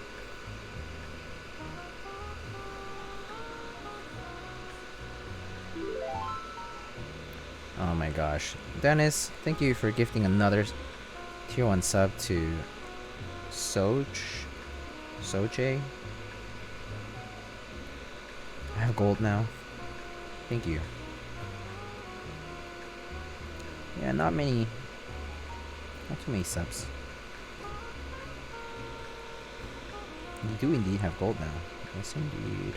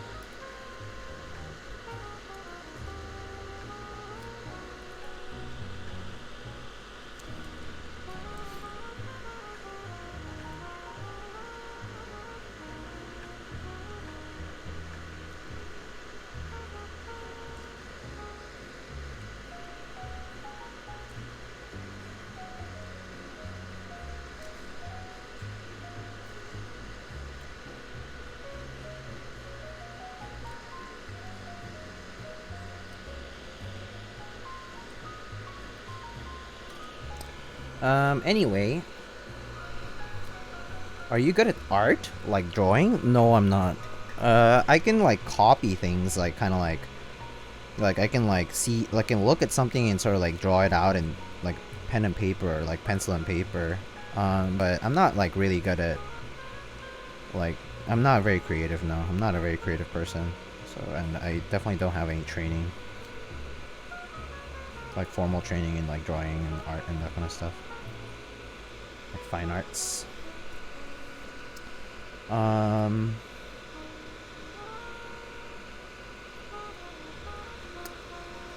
Any gifters avail? Any Oilers in chat?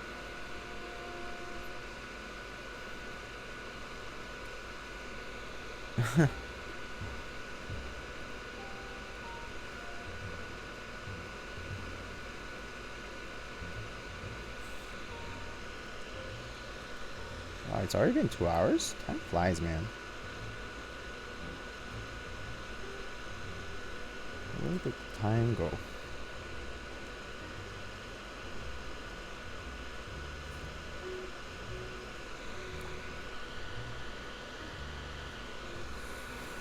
Alright, so we're not fully done yet. I just need to check that the switches are actually all the way in. Because with plate mount switches, sometimes they just don't go all the way in. Oh, I forgot a switch.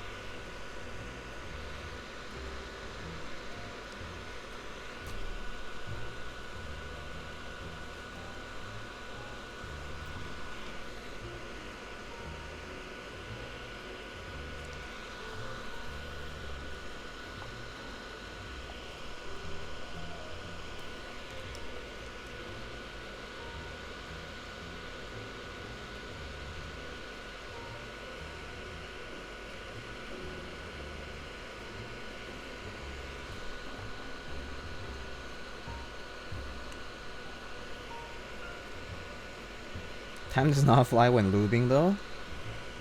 You mean the switches don't really lube themselves in that quickly, that's for sure. But actually lubing is very time consuming.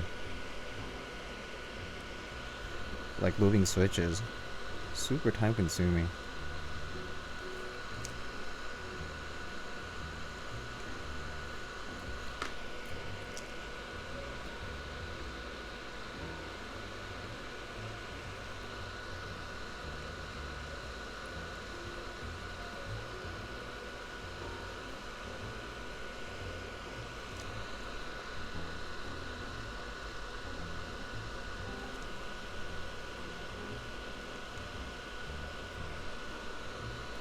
Alright.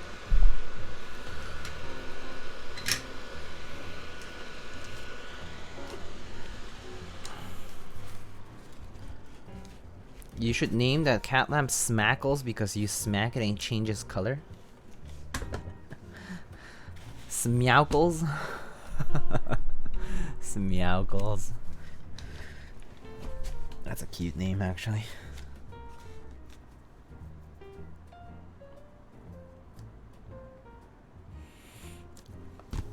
Okay, so let's test it out at least. Right.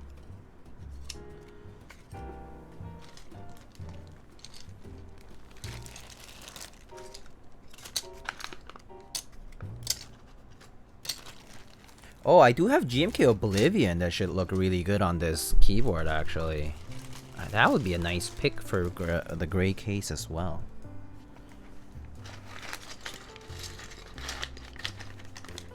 That USB location on the Maja is messing with my OCD, not being centered with the gap in the middle. Yeah, that's because of the extended. Yeah, it's centered with the horizontal of the with the length of the board, but not the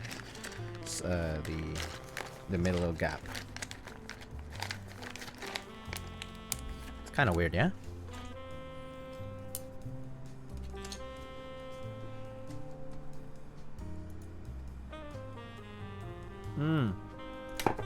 I just realized I might have missed all your like requests and stuff. I just forgot to have the window up.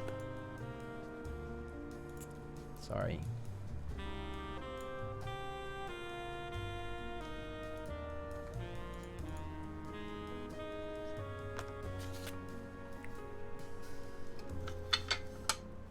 Alright, let's test this first though.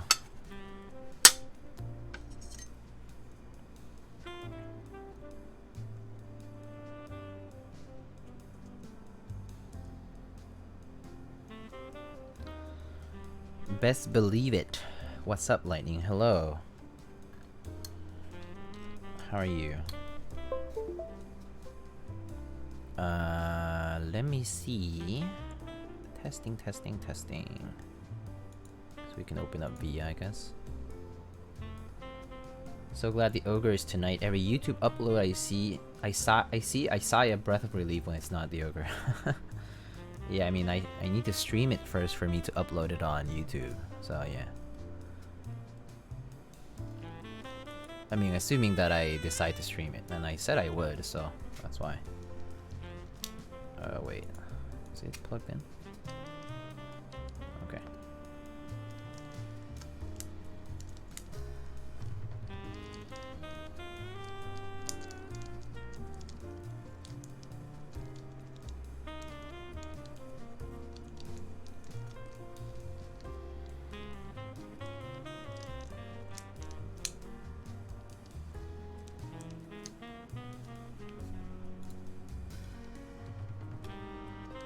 There we go. Everything works awesome.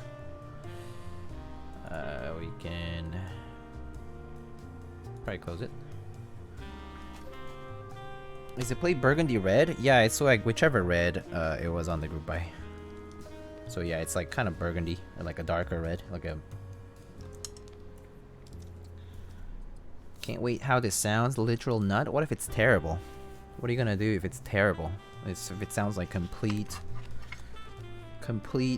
disregard to the community, just like really bad. I mean, I don't think that's Zekkin's fault. Maybe my switches are bad. Who knows?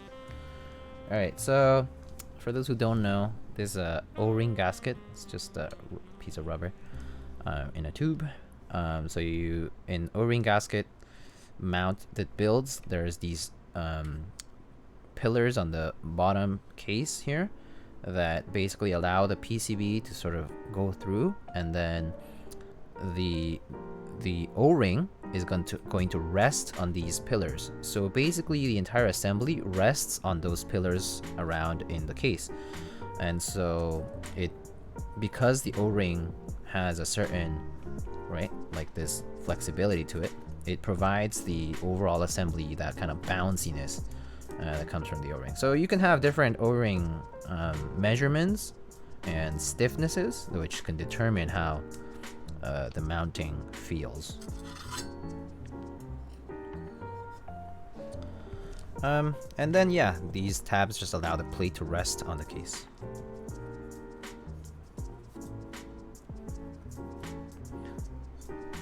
Retract nut. I'll post on Reddit flaming Zekkin and Ogre. Oh gosh. Have you watched the assembly video for the Ogre, Diego? No. Why? Is it something different? Am I supposed to do something special? I'm gonna leave. Do ogres roar, growl, or snarl? Good question. I don't know. I guess they grumble.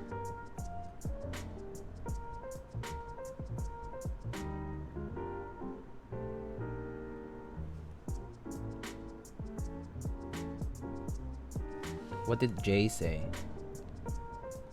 Oh, the Reddit thing. It helps doing it a certain way?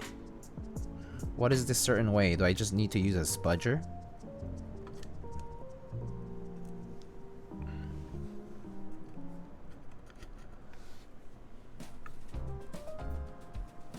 I mean, I can just use a plastic spudger for it.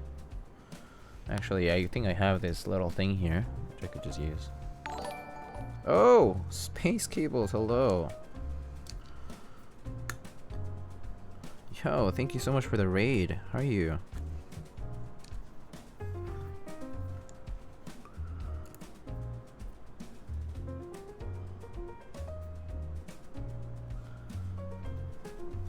Actually, I'm gonna get my spudger. Hello though, friends. How are you all doing? Welcome to the stream.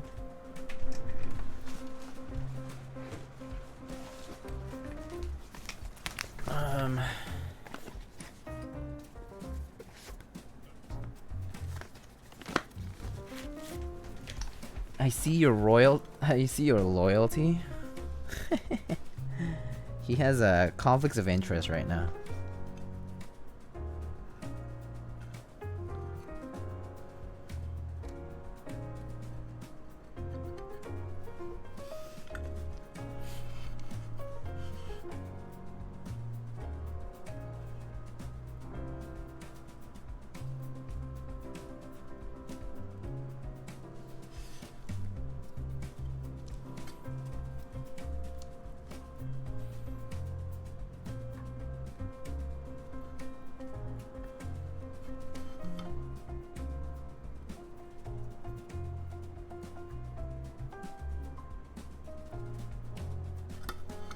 Oops.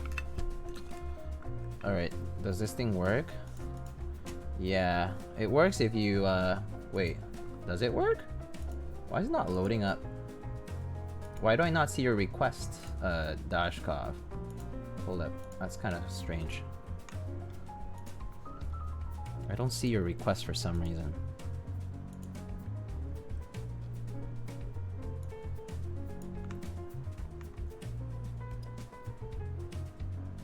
Someone requests something, like a hydrate or something. Oh, you denied it. Okay. Alright, I'll watch this video really quick that you linked. I don't know what you were referring to, but yeah, sure, I'll... Better be careful, right? But I think it's just a spudger, right? I don't know. Please read description. The important thing to note is on the side of where the plate wasn't flush with the case, you want to screw until you reach a decent amount of resistance and move on to the next one. Okay. So I'm gonna put the link.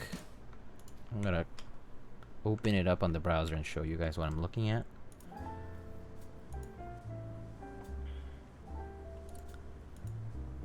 Planning on putting in a commission to take out for a full custom. Good luck. That might take a while.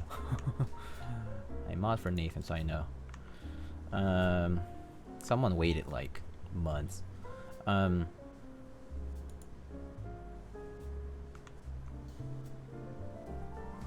Alright, let's see. And then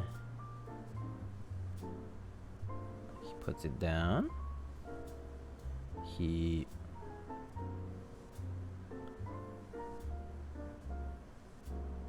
okay. And that part sticks out.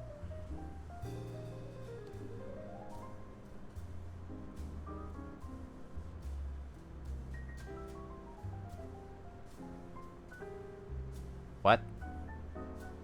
What is he doing? He's putting it up on something? 4K. Just to press hard on it? Do you need to do that?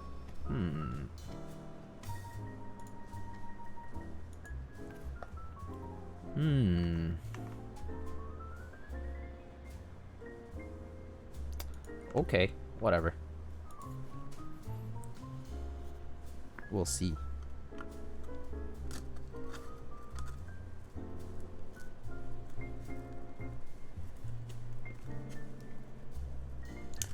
Let's see that my gasket's actually sitting in there.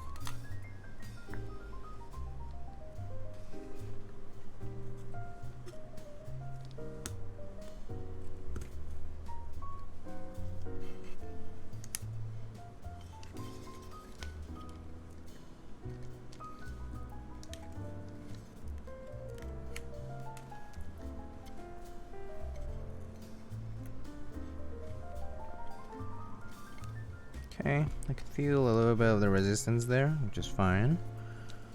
And let me just use a spud drill a little bit here. That's fine.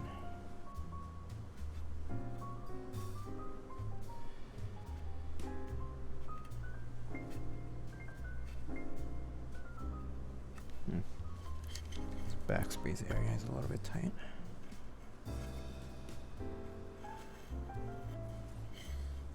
Any idea on what duro the O-ring is? I'm not sure.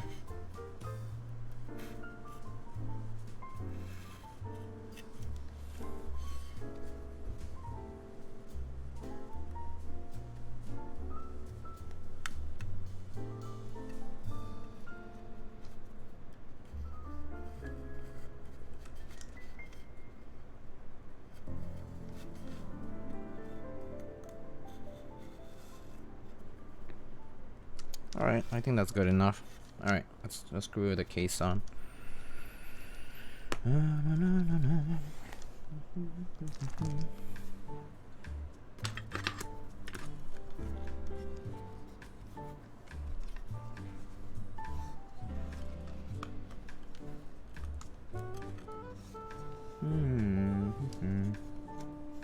Oops. My bad.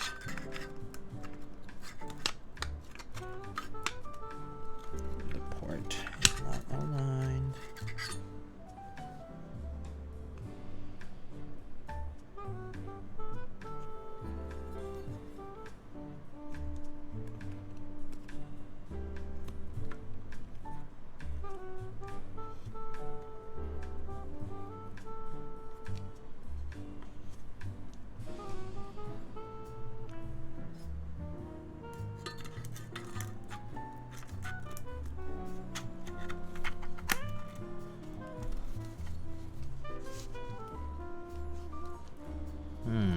It's not sitting evenly.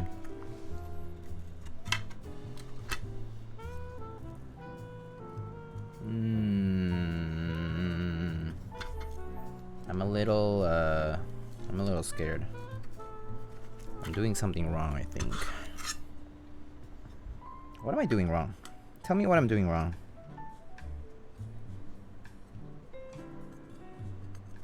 Do you know what I might be doing wrong?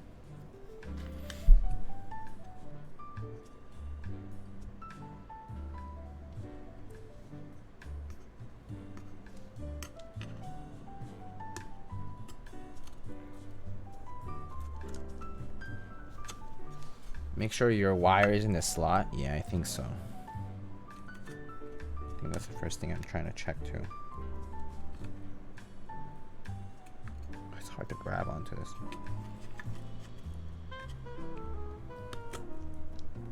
Okay. That felt better.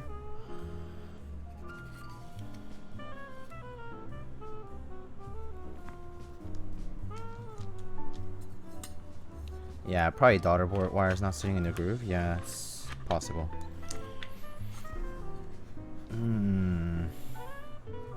But yeah, I'm not sure.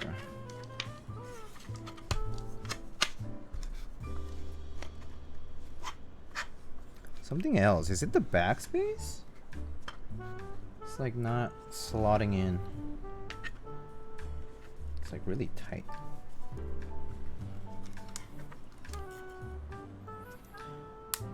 Is there enough clearance in there is my question.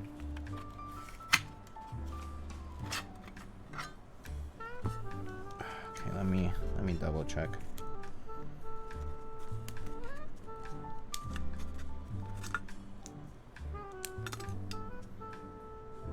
Are these getting in the way?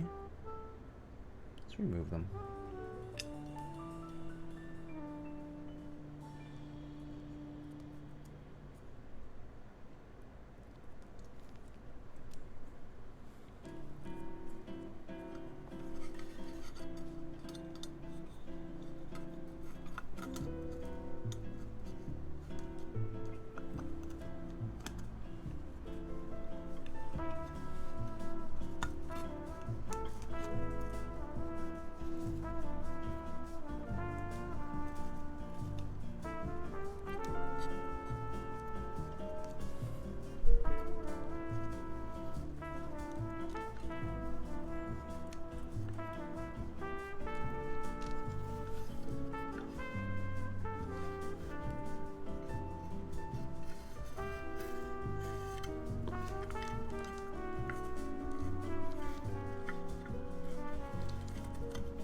The plate could be hitting a notch in the case's top piece. Yeah, let me see. That's possible, for sure. Let me see if anything's...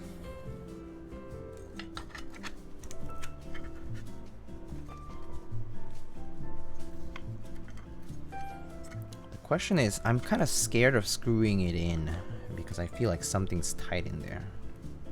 You know, like if it were just the O-ring resistance, I would be able to push this in without issues, right? But I'm a little scared. Should I just go for it? I think I should maybe just go for it. I'm a little scared.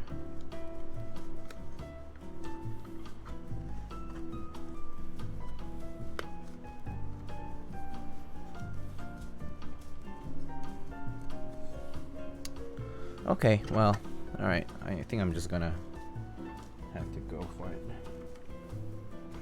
Alright, where are my screws?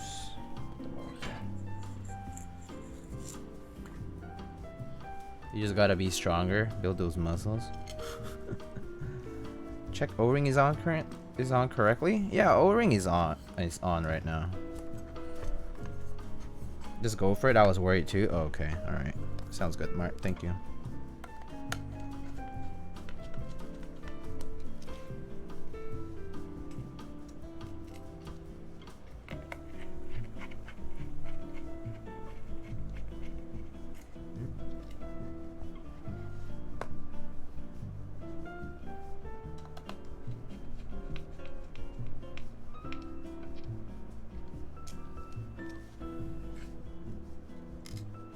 It's a pretty tight fit though.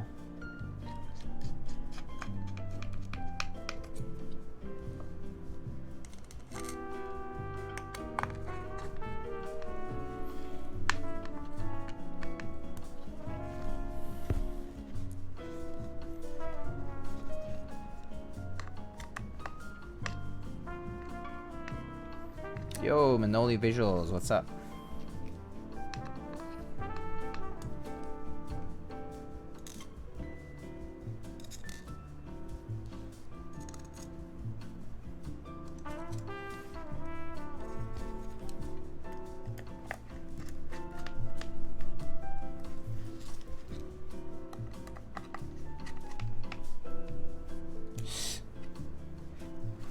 Something doesn't feel right.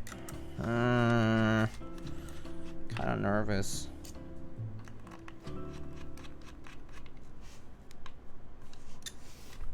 Yeah, I don't know. This feels really tight. It feels very tight. I think I'm gonna undo it. Feels a little too tight. On the bottom part especially. I think the bottom is not like... If something snaps, can I have it? No. I'll repair it and use it.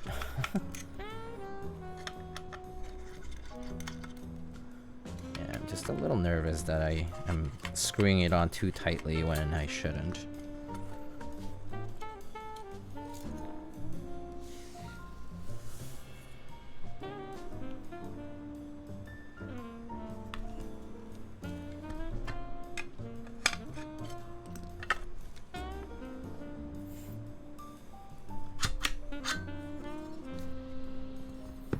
Yeah, the bottom was like not in for some reason, so I have a feeling I need to sputter this in.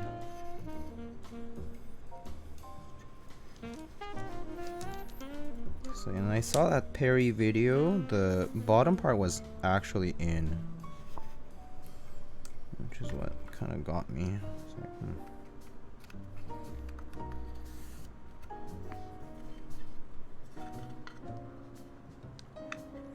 But yeah, the fitment is tight in here. It's like really tight. It's like, should it be this tight? You guys, what I don't know is why this part is sitting on here.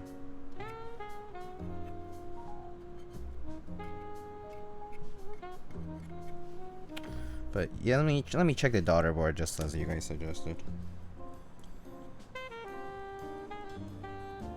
Daughter board is sitting. I mean, the daughter board cable is sitting fine in the groove. I don't see any issues with that.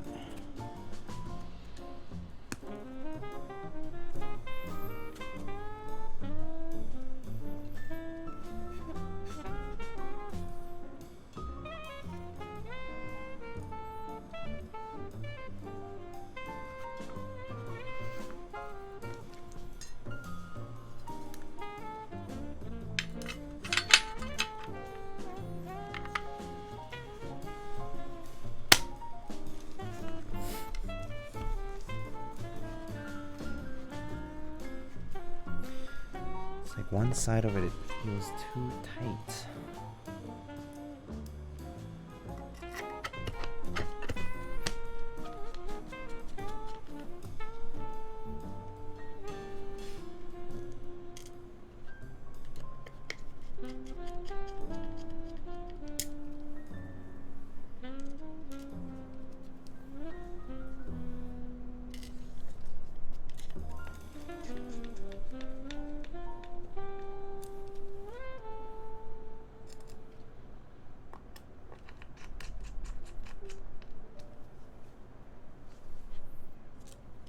I think this time it actually lined up fine. Yep, okay. This time it lined up. Cool. Cool. What's your opinion on potatoes? I love potatoes. Potato soup, potato fries, mashed potato, baked potato, fried. Oh yeah, I already said fry. Yeah, I love potatoes. Potatoes are awesome.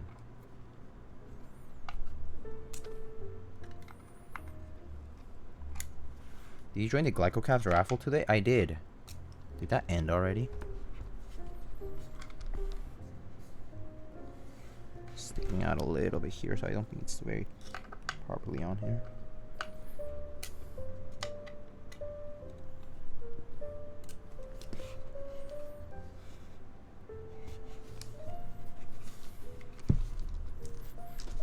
Okay, is it supposed to feel this rigid? Is it supposed to be this rigid?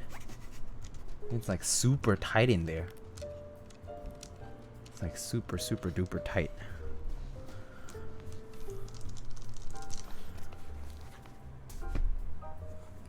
He said invoice out in the morning? Oh, okay.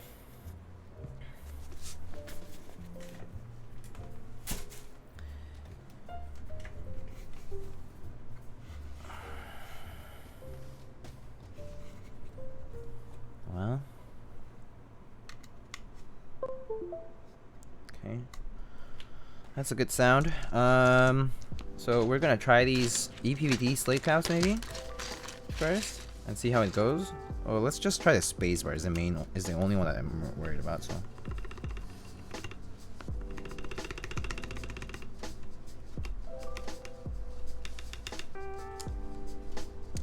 I'm not huge on this spacebar. You know what? Scratch the EPVT slate. Go, come on. Suggest some key sets. Go. I have Oblivion. I have 808. I have like beige stuff. I have. Does it feel stiff to type on? Well, I mean, it just feels like there's very little room in there. Handerbyte? No Handerbyte, sorry. Handerbyte denied. Yeah, let's go with Oblivion.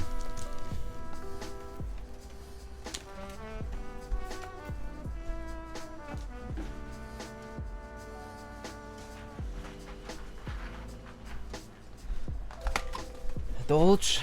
I already have Dolch on a different board, so no Dolch. My set of Oblivion's brand new.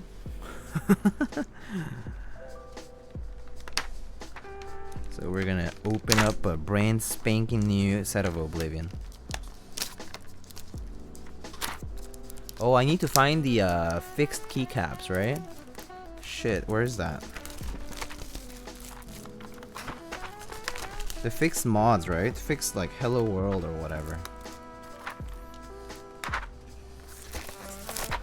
Did I get it in group buy and not use it till now? It's not that. It's actually that I got the Git base and the regular base, and I used the Git base but not the regular base yet. I got both kits.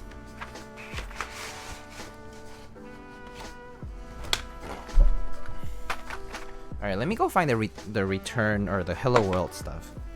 I think I have it somewhere here.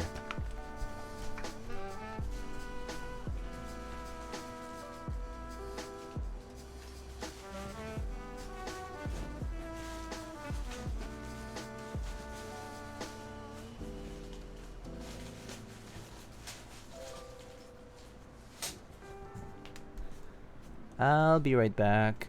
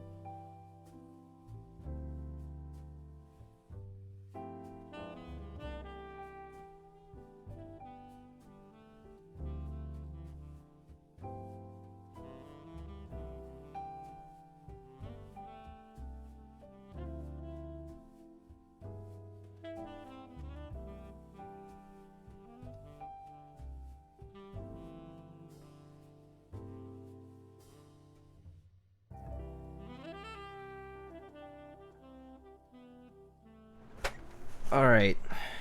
I found it. Da-da-dun. God, that took me a while. Alright. Yo, Obsidian. Yo, what the? Thank you so much for the 1,050 bits. Thank you. Alright, let's try this. Okay, so fix Hello World cap. Guess.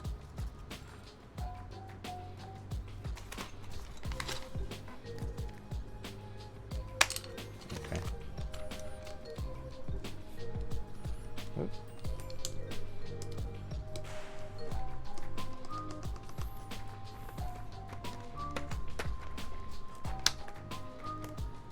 What have I missed? What have I missed? Did I miss anything? If anyone needs to say anything that I missed.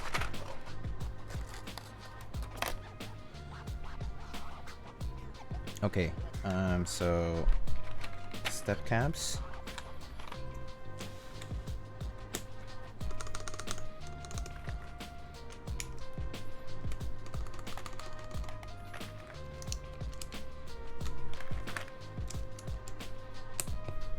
Obsidian carried the chat. Anything for the cutest streamer? Oh, come on. Come on now. Okay, actually, at first I thought it was stiff, but it's not that bad. It's very small displacement, but it definitely is a small space inside. Regular pipe key. Unlike you heathens out there.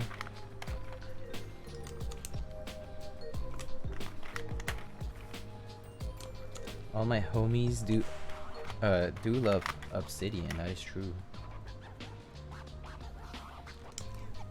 If you do convince him you know where I live, what? To do what? You guys make a bet or something? You could say the keyboard looks Obsidian.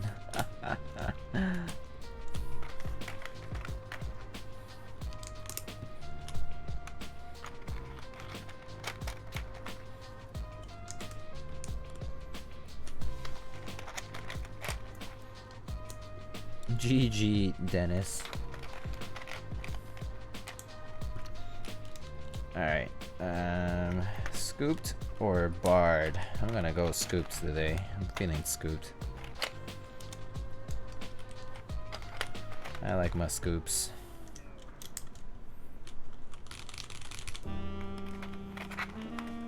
%60% and TKL best layout NA. Best two layouts, in my opinion.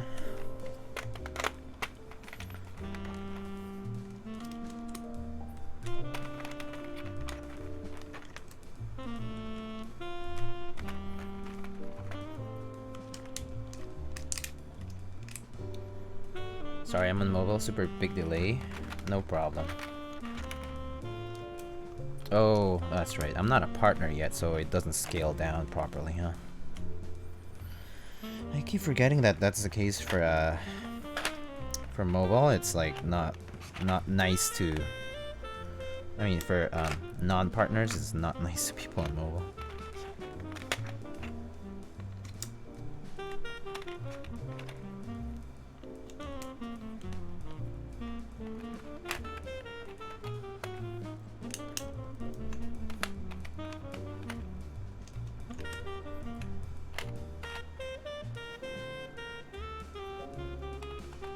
Wait, what's the difference between the red codes and the blue codes? Oh, I see. Different colors. So if you wanted to match all the blues at the bottom row, you can do that. Oh, what the frick did I just do?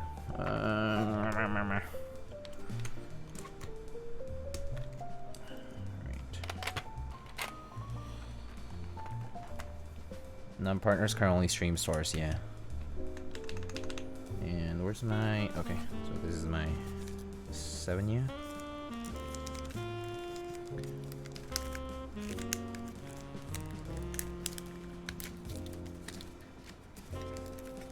No option to scale down? Weird. Yeah, I think it's kind of weird for sure.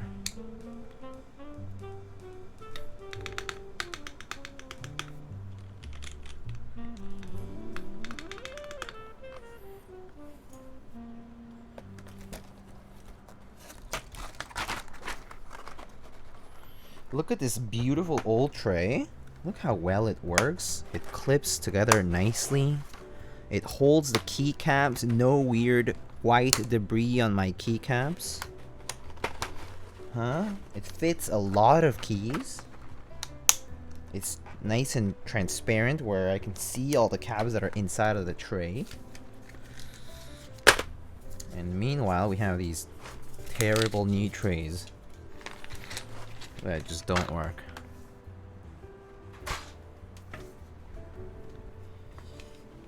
Alright, obviously I left the escape key because I want to put some miniature figurine on there. The question is, what should I put on there?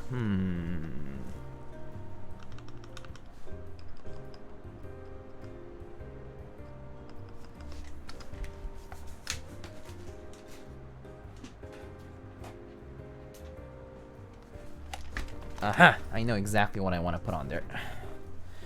I'm gonna put on there the Bowie monkey. Da-da-da-da.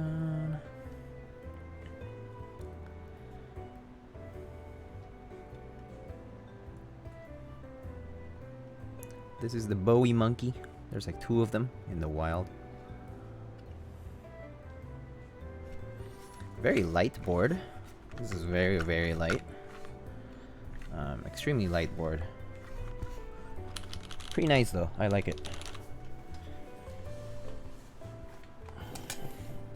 Yeah, we went for the clean look today. On this is Hyperfuse Origins.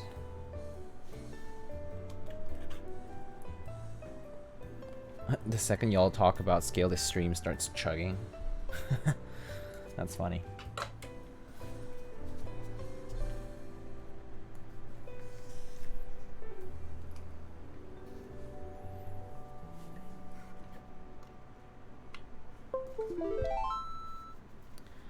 Yo, Raz, thank you so much for the... Oh no, Dennis, thank you so much for gifting Raz a tier 1. Ogre's so lit. Is it lit? We'll see. I think it's pretty nice though. It looks really nice. It looks clean. And I don't know what to expect, honestly.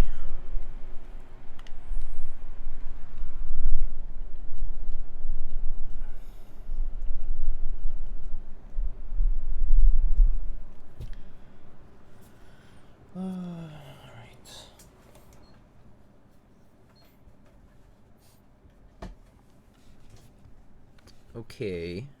Alright. Can you guys hear me? Let's see. Let's drink some water.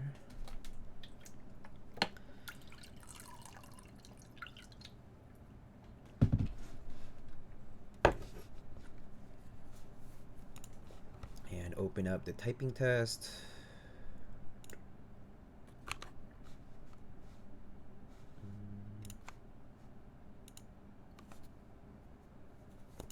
Hey, alright. Cool.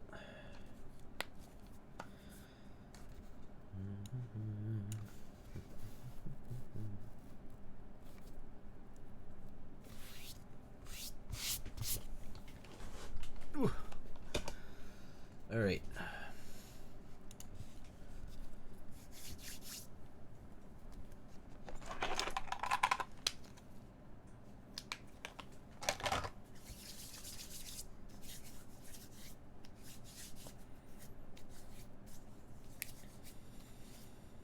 Alright.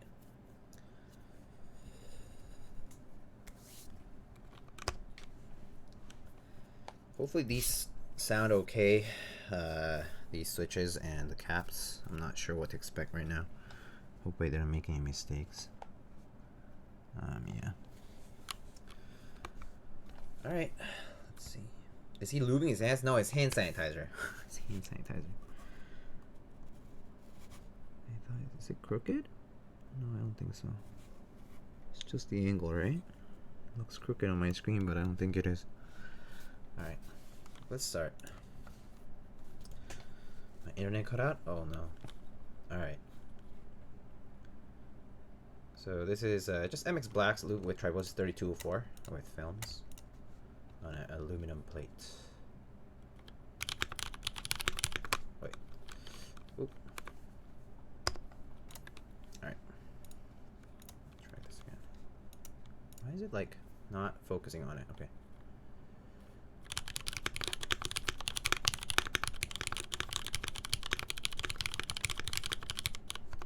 Wait. Redo. These off about my chair. Alright.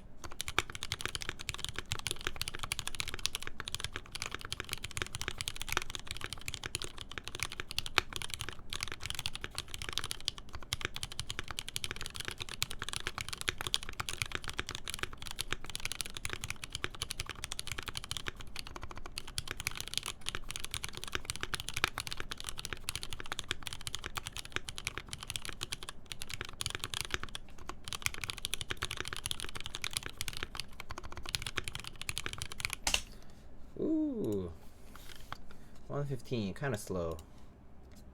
Made a few mistakes. All right.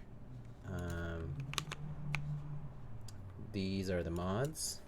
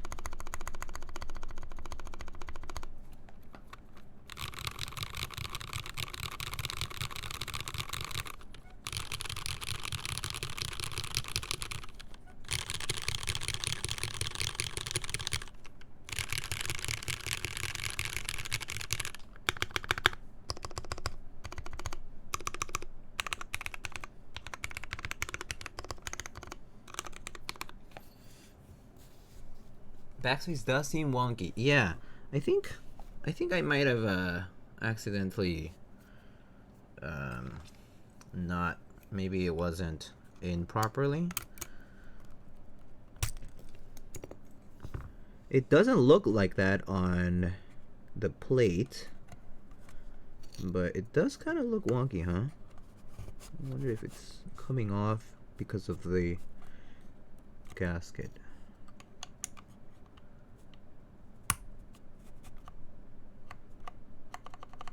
Maybe it's a keycap, I don't know.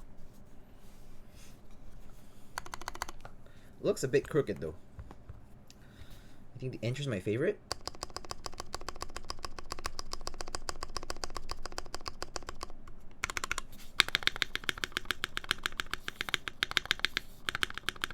We have a very clacky, poppy spacebar today. The spacebar sounds very poppy. I'm gonna head out. It's 1:30. I need sleep. Yeah, it is 1:35 here too. Sorry, but did you answer my question? What question did you ask Jeff? I might have missed it earlier. Okay, buddy. Try the hyperfuse backspace. Oh, good idea. Good idea. Good idea. Oops. Just what was that minifig? This miniature figurine is the Booper Bowie Monkey. It's from her first sale. First sale of the sculpt.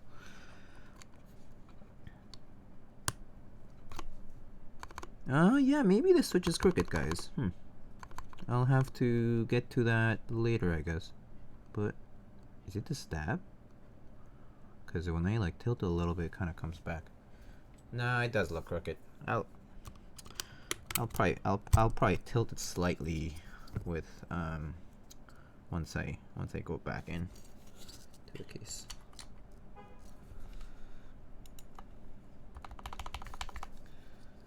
My internet is too bad to tell. Sure, I'll do a close up of it. So that's how it looks. It has a Bowie lightning on it, which is basically what my avatar is based on.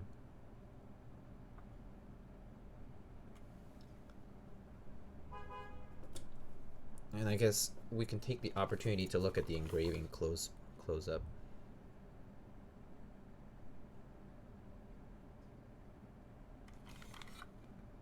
You guys can see the anodizing. Looks pretty good.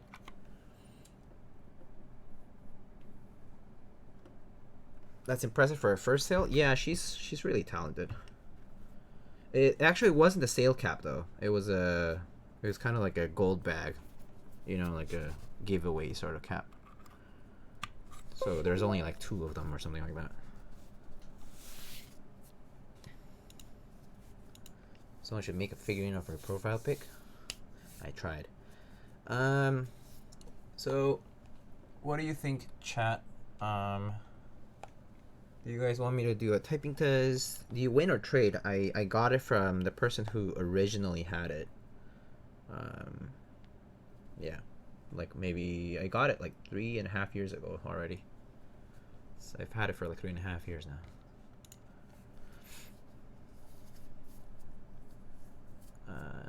Yeah. How does this board compare to Polaris? That's a good question. So first of all, I guess, is this case is pretty nice and low angle, and it's very, you know, it has a low slant, small slant, and very tight, kind of like there's not that much space between parts here. So it feels nice and like kind of like tight in a case. When I was like closing the case, like I could feel that things were very tightly put in there. Is there much flex? No, I don't think so, but it's still soft. Like I'm not sure if I can show it. Like there is a very slight displacement, but it's like it's soft. It's not like crazy soft, but it's enough for me to feel like, oh, it's not harsh. I would imagine this would be different with a half plate though. But is it really, really soft? Like, got some bounce? I don't think it's the same like a unicorn, for example. Oh, let's get my unicorn. Let's actually get different 60%.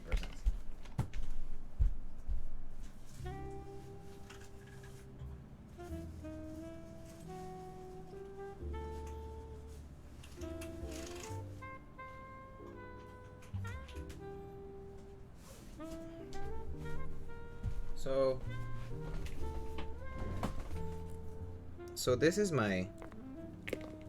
these are the 60% that I use the most. So we have the Ogre here. This is my duck poker. So this is the duck poker. It's a tray mount build actually. Has 5 mounting posts. It's currently built with ergo clears and a polycarb half plate.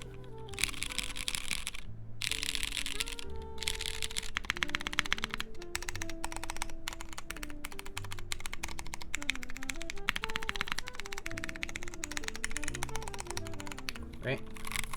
So this one's definitely a little bit stiffer because it's a tray mount, but it's not like, it's not very it's not harsh. Like I can type on this and feel good about it. Like I like typing on this board. I like typing on this board quite a lot.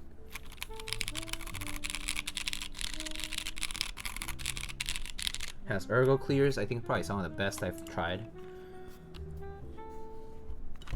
And then this one is the gasket double O.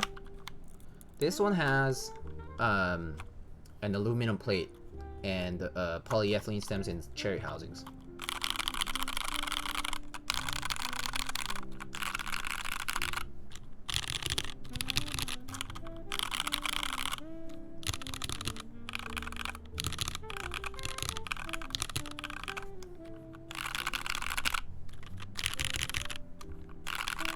This is aluminum full, yes.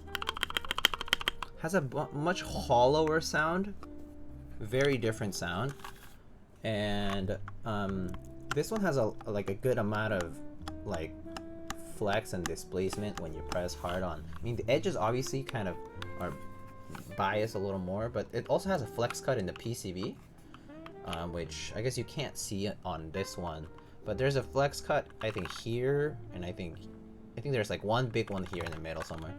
But yeah, more room in the gasket for sure. This one definitely has a lot more room. It's like a roomier sound. And then the last 60% I have to show is this unicorn. Oops. With ergo clears as well, and a full aluminum plate, I think. Yeah, full aluminum plate.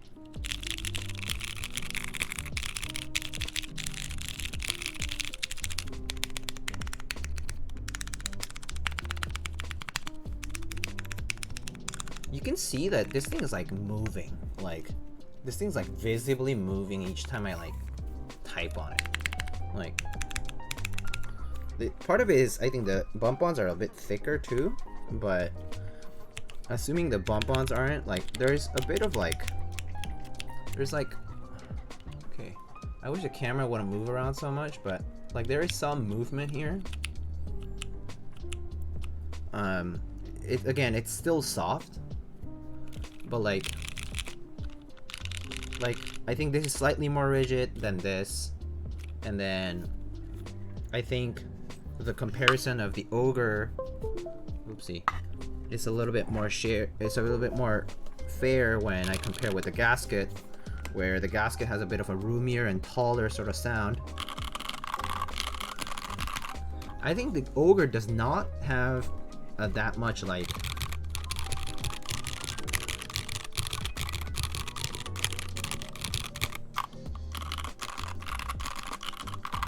so it's type feel. Okay, so these two are very similar in terms of the build.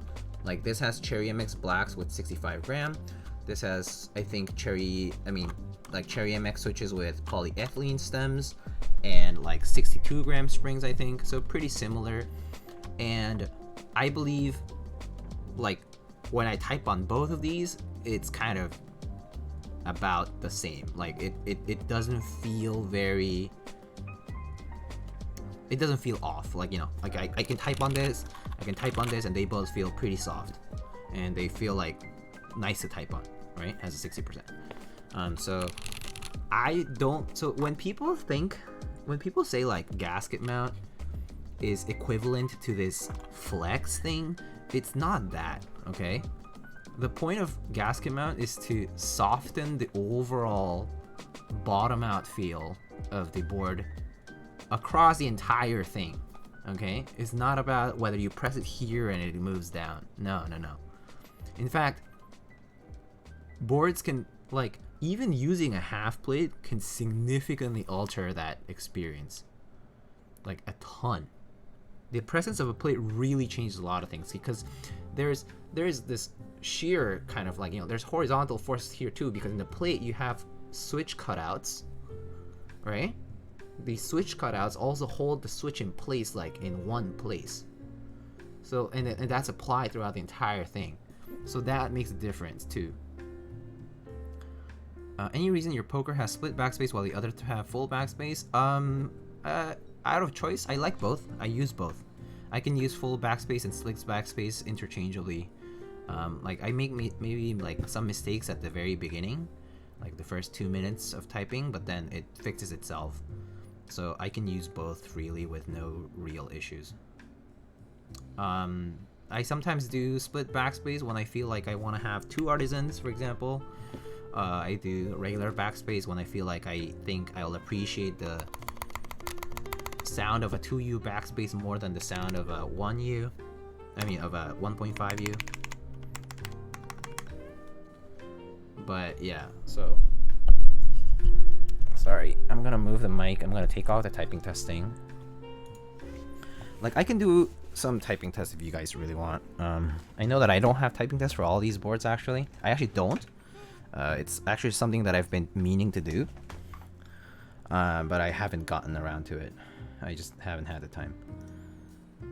Do you prefer aluminum or polycarb plate for the Polaris? I remember I built mine when I had it. I built mine with a palm plate, and I think polycarb would be pretty similar to that. So I think I would enjoy the polycarb plate quite a lot, personally. Can you compare both of the Ergo Clear boards? Sure, we can do that.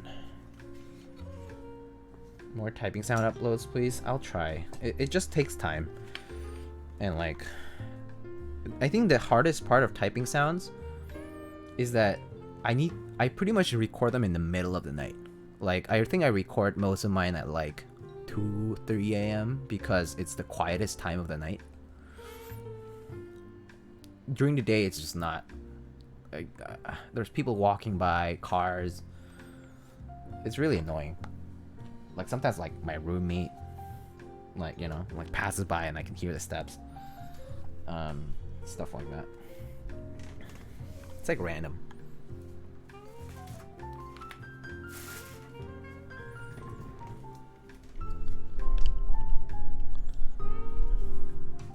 So yeah, we can type on this. Let's try the poker first, and then we can try the unicorn.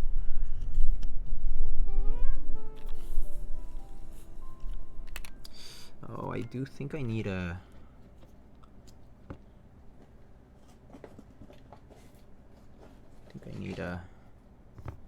Let's see. So I have USB mini cable for this one. Okay, cool. Alright, so this is gonna be a duck poker with 62-gram Ergo Clears on a polycarbonate half plate. It's a tray mount build. Has a 1.5U backspace, as you can see. Yeah, so it's just a regular. What kind of PCB do I have on this? I think it's just one of those Liku PCBs. Yeah, so here we go. Alright. I appreciate the kind words. Yeah, I really like the Ergo Clears on this board. I just really like them. They're not like too snappy or mushy. And they're not like, they're smooth enough, and I just like the sound on them.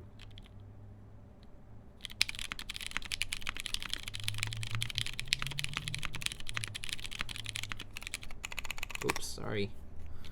Try again.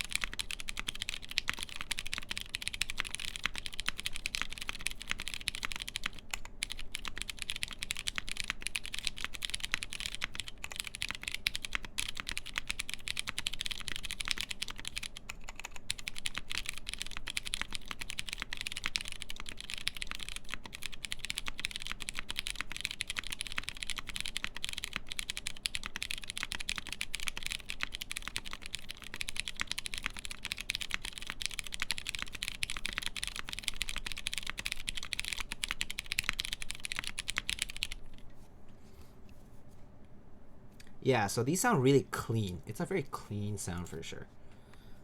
So these are the mods.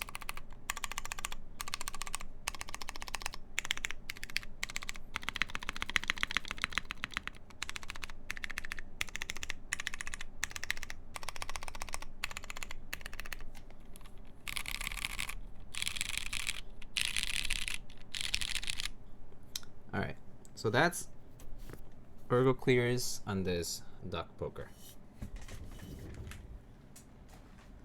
Let's try the next one.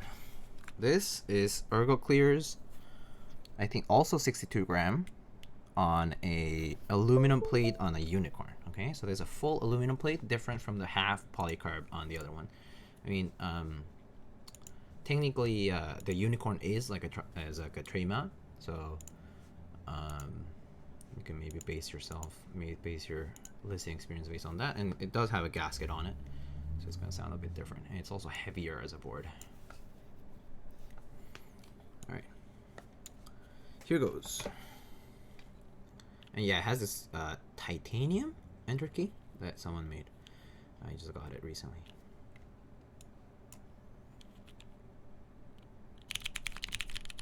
Oh.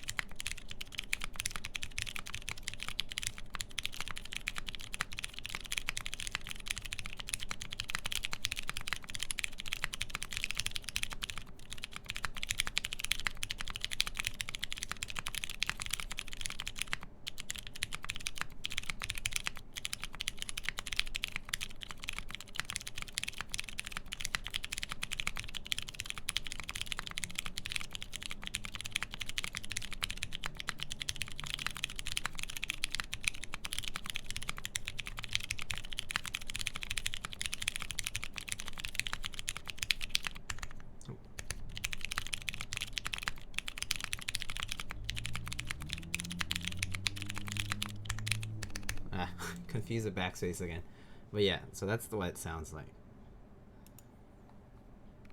And these are the mods.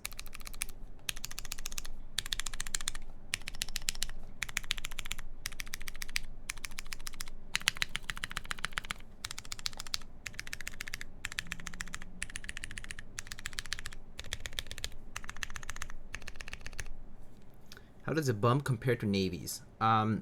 So navies, in my opinion, have a bump a little bit closer to the top, and they also, I definitely thought the navies were fairly tactile.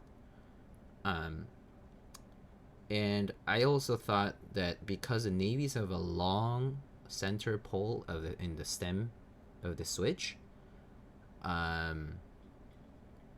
it bottoms out earlier, so it's a louder switch. It's a louder switch. Do you wipe the factory lube off the ergo clears? I guess not. No, I just pretty much just lube the sides. Do you trim out your unicorn? No. So this one is like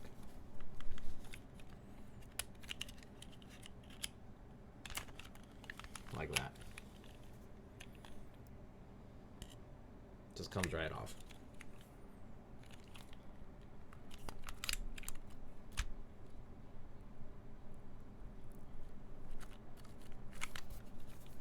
Friction fit, yeah. Oops. Oh, I like pinch the oopsie, I like pinch the thing, but yeah. Anyway, yeah, Dennis. Wait, hold up. I like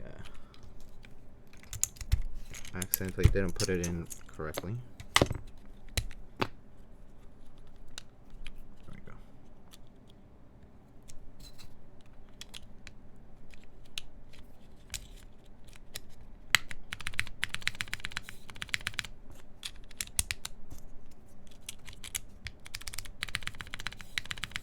Okay. I know it's super late for me. It's late, but my sleep schedule is not great. All right, and then obviously this is the Ogre, which you guys just heard.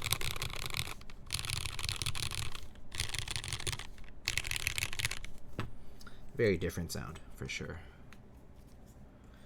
Okay, so does that answer people's questions? I think that's kind of most of what I got. And you could try the gasket too, but it's 2 a.m. gonna head off. Yeah, it is late, so it is late, so.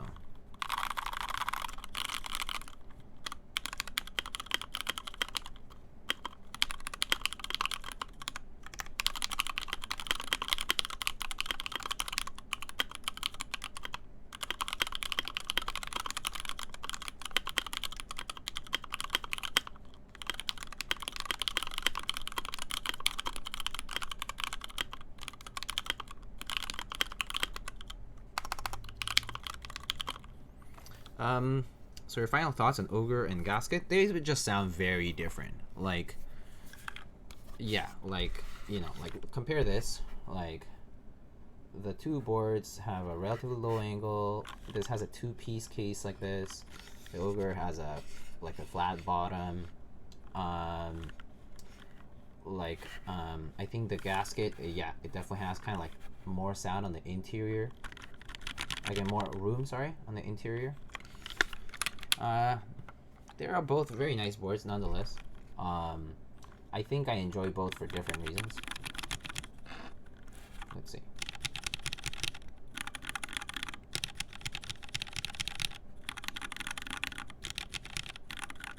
But yeah, yeah, I think I enjoy both for different reasons.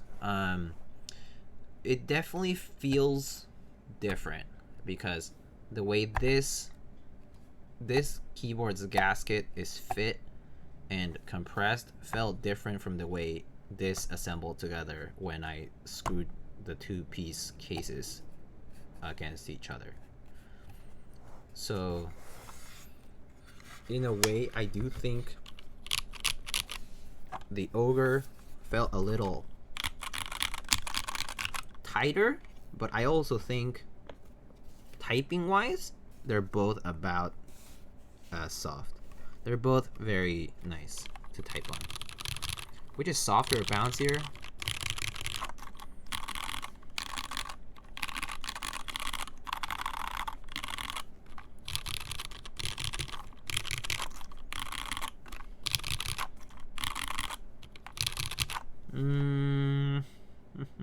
Pretty hard to tell apart. I would say, like, yeah, it's not a big difference that I would care. I think they're both pretty close. Maybe the gasket a little bit more, but I have a feeling the PVT is making it sound. I don't know.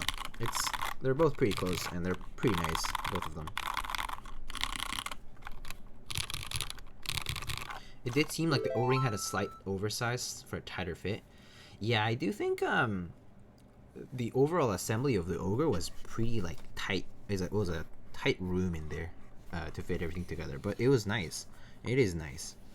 I actually want to build this with the half plate soon because I want to see how it feels different. I think it'll feel a lot different. Sarah and MK, thank you so much for the tier 1. But yeah.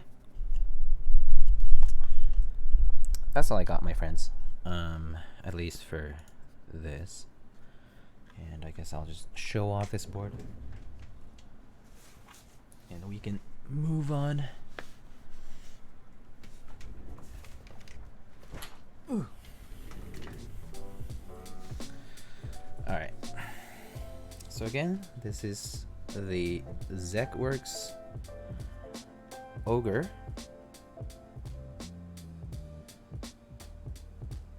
with GMK Oblivion. I hate this backspace. I really want to fix it right now. If you guys want to accompany me in fixing this, I'm going to fix it right now because I'm not going to sleep with this crooked. I can't bear it. It looks bad on a preview too. It's like I'm going to put it up and I'm going to be... It's like I'm going to hold it like... Okay, now no one can see it. Look, now no one can see it. There. There's a screenshot, guys. Screenshot, get ready. 3, 2, 1, boom. Yeah, that's a scam. Not a scam. Okay, yeah, we're doing this. I'm sorry. I can't live with it. I can't live with it. We're gonna do this.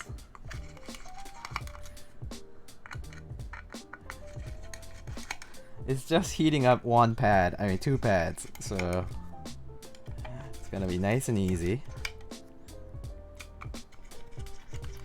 But see, now that I'm like undoing the ogre, it feels way like, why does it feel so easy to undo when I was compressing things together? It felt so tight.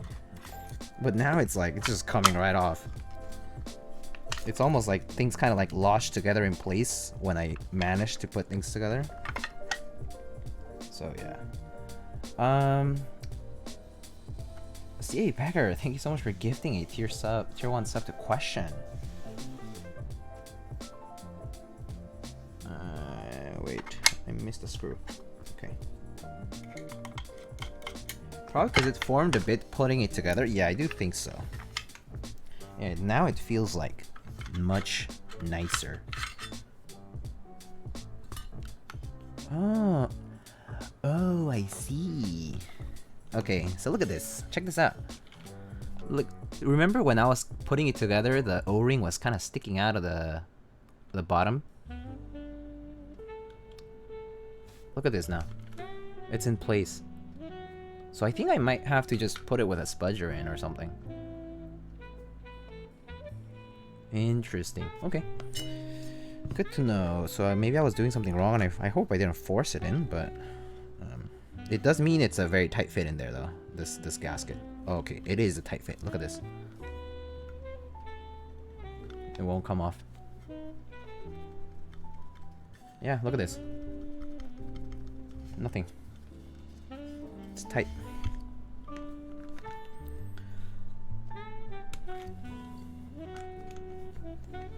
Yeah, it's pretty tight fit in there, though. The good thing is really easy to pull out because there's this gap here. So, super easy. But tight tolerances for sure. Okay, our little crooked switch. Let's redo that.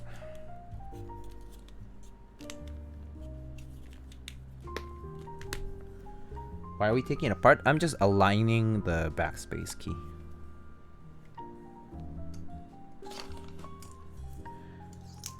Yeah, so it definitely isn't the corners, yeah, because these corners are really tight. You guys can see. Like, I think this part here. And especially because the PCB and the plate are pretty sharp like that. Then as the O-ring wraps around, it probably sticks out a little bit over here. And like over here. Over here.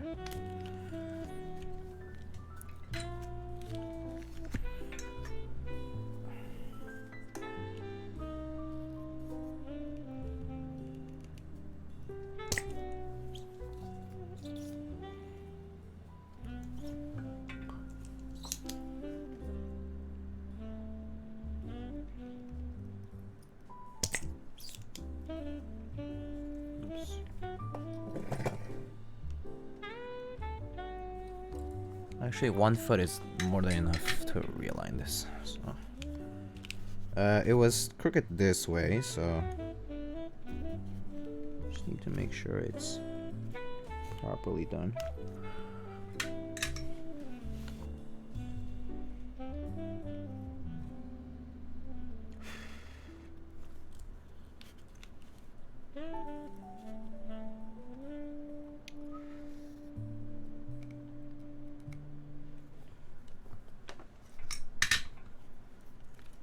Are you cracked as you're jacked? What is that supposed to mean?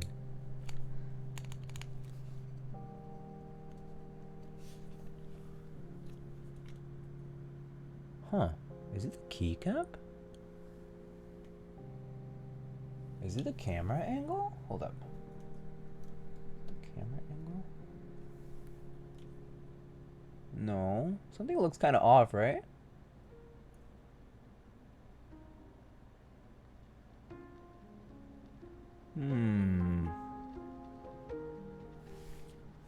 Okay. I think I'll just desolder it and put it back in.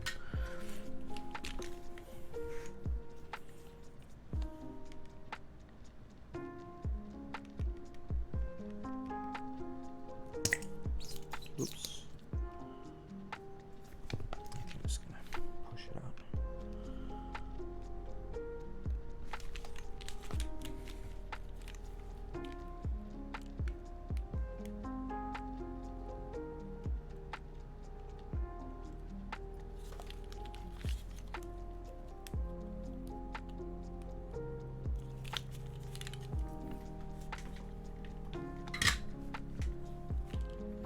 Doesn't look aligned with the plus key. Left side is too high.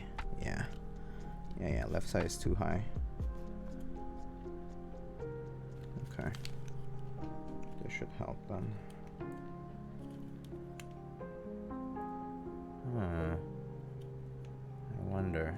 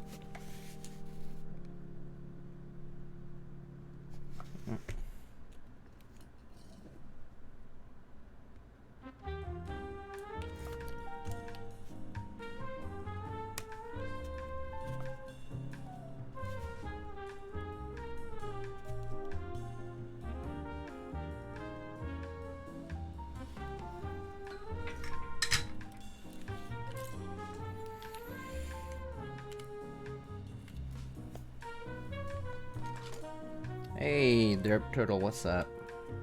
Actually, I'm thinking whether this thing's getting in the way.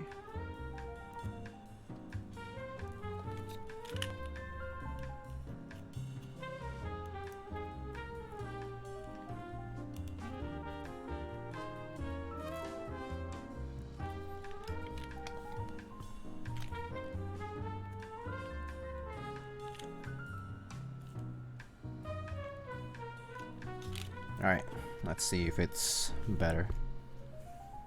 Longer stream today? Yeah, just realigning a cap, and people were asking for comparisons between some 60%, so that's what I was doing.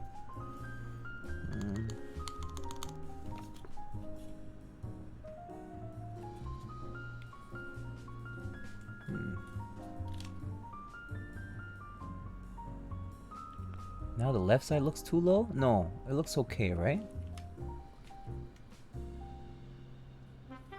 I'm not touching it. Does that look better? Kind of does. Definitely better? Okay.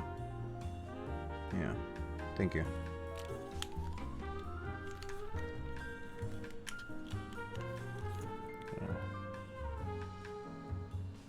Yeah. Okay. Great. Thank you.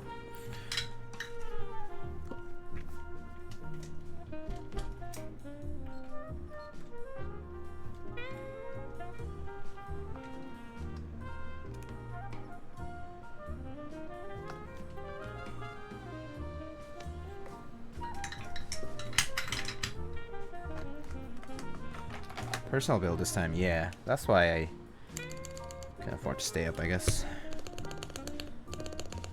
So it's a Saturday and I don't have morning things, so it's okay.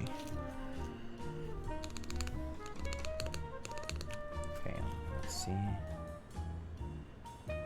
Yeah, okay, yeah, that definitely looks better for sure. Great, okay.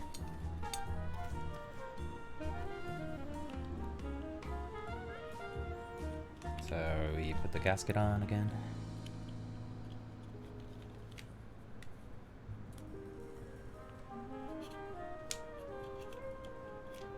Oh, alright.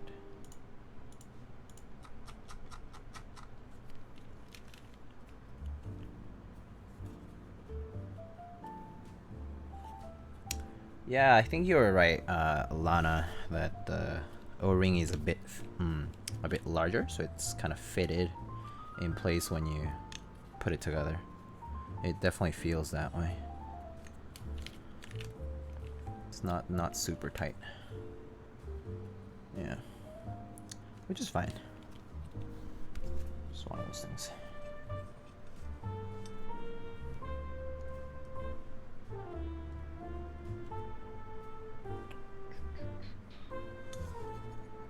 Alright.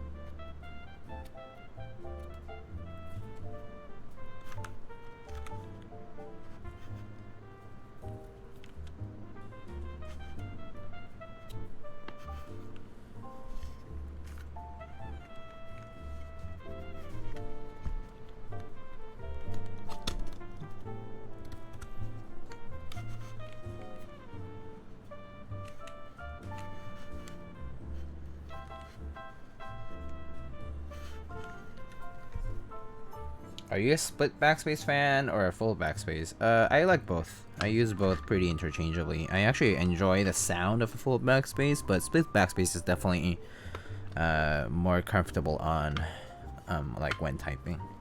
But I can use both. Like I'm not really. I don't feel particularly like bad for using either. I think I can use both just fine.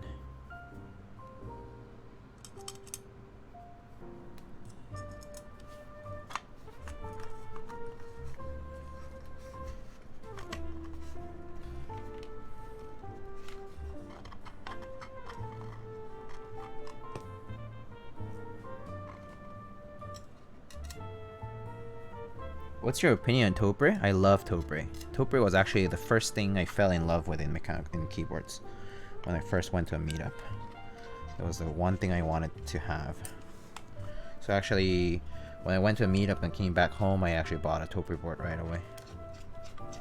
So I really liked it. Do you own any Keycaps pieces? I do not, Raz. I think you asked this question earlier and I didn't notice. I noticed it, but I didn't answer it. My bad. But no, I did not. I have no keycaps. Hey Jack Static, hello. What cherry style switches do you think come closest in feel to a Topre? Real answer, probably none. I guess like realistically, anything that has like a bump at the top and collapses as soon as you get past that bump, so like a light Holy Panda kind of thing would be okay. But even then, I'm still not like completely sold on it, you know. So yeah, I think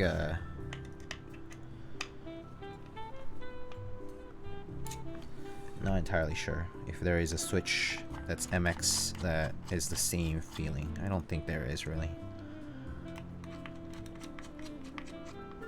I've been using Toper for 4 years and I don't like any of the switches. You mean you don't like any MX switches, right? Yeah, it's hard to go from Toper to MX if you don't like the MX variations. In my opinion, MX shines in linears. MX linears are great, and click bar clickies are also great. Click bar clickies are unique and really awesome, I think.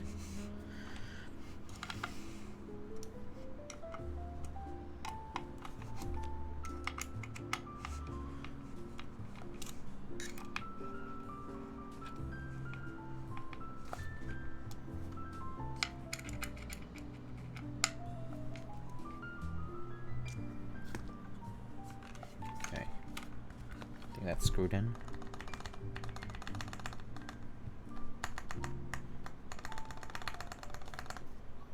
Alright.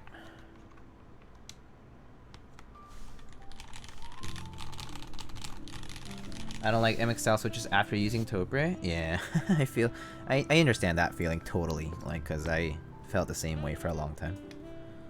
I really like Toper, so I always go back to it. Like, I don't think I'll ever not own one. MX is nice though in linears. I think MX linears are really, really nice. Vint Browns are a pog.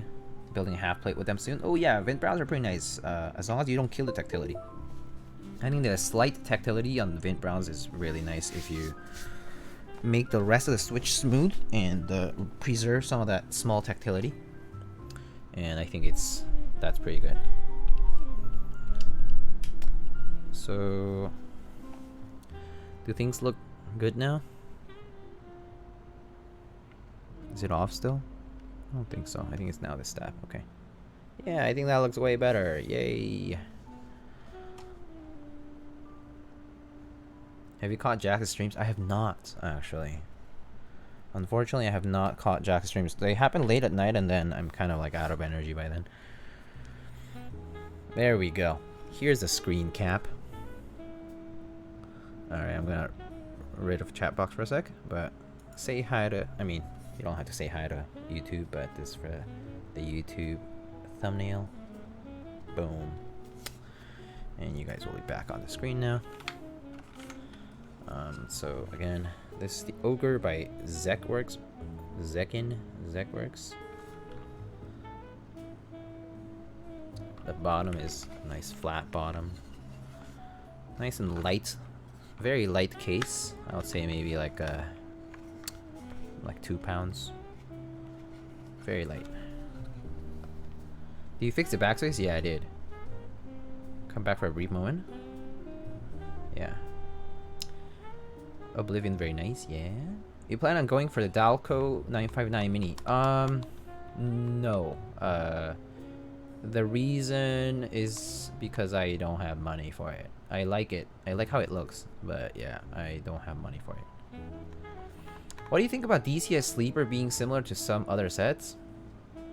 I can't say I'm a fan of it, to be honest. Like, I don't want to sound toxic,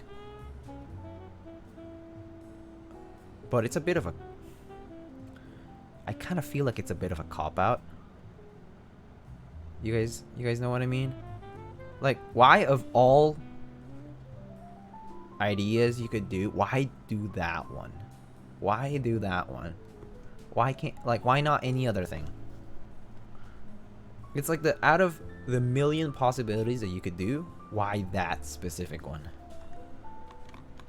It really just makes me feel like it's capitalizing on an opportunity. On that opportunity to, like,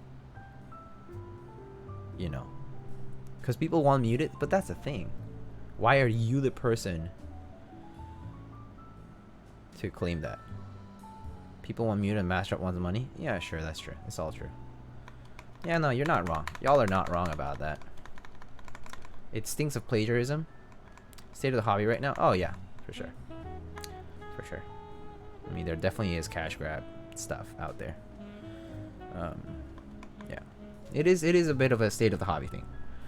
Not to mention, not sure if who's in my server right now, in my Discord server anymore, but like, one of my, one of the viewers, told me about, well, I guess Quiver's here, right?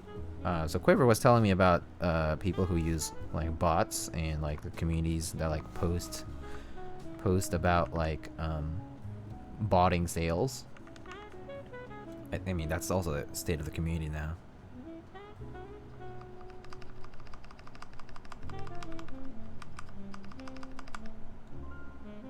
Yeah, so that also kind of sucks, in all honesty. The idea of the part that sucks is, yeah, the idea of people just coming in pretty ruthlessly, like they don't care about community. They just come in to grab what they can and resell it and make their profit and leave, right? Yeah, it sucks. It just sucks. It sucks for the people who want those things for themselves to use. Like, it sucks for the intended audience. I think that's just what sucks. Feels like we picked up a lot of bad stuff off of Hypebeast streetwear space. So, Cats, you know, if I'm honest, I think it's because we did not police it sooner. We, in my opinion, I think I'm a bit more grassroots, but I think we should have called that out, and we should have straight up just banned people from the community. I think we should have just enforced a harsh rule where it says, you're like this, bye. You're not allowed in any sales by anybody. Like, yeah, sure, it's gatekeeping. It is a form of gatekeeping, but I think we should have been harsher sooner. Like, I think we should have been a bit more proactive about calling it out and about, like, taking it off its roots sooner before it got kind of, like, more acceptable. But I think that's kind of why things are the way they are now, because no one was ever courageous enough to, like, say, like, oh, you know, like, this is wrong and we as a community should do this. And people can say it. People can say it, but the whole community has to act as a kind of as a hive mind to do that, to, like, get people out. Like, all that stuff about it's in other hobbies are in big corp stuff. Oh yeah, a lot of big hobbies eventually turn into the big corporative stuff. Yeah. What is botting sales? Oh, CA Beggar. Botting is using like Shopify bots. So basically, as soon as something comes up in stock in a particular shop, like web store, bots check out with it, like using your credit card or whatever. So it's an attempt to claim stock sooner. And then a lot of the people who do this are also end up being resellers. I mean, that's the primary purpose.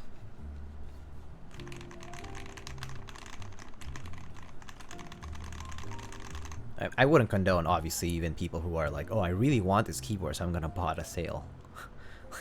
I mean, that's kind of, you know? Like, if you admitted to that, and then if the vendor was nice to you and was like, you know what? You really want this, right? Sure, I'll give you a slot.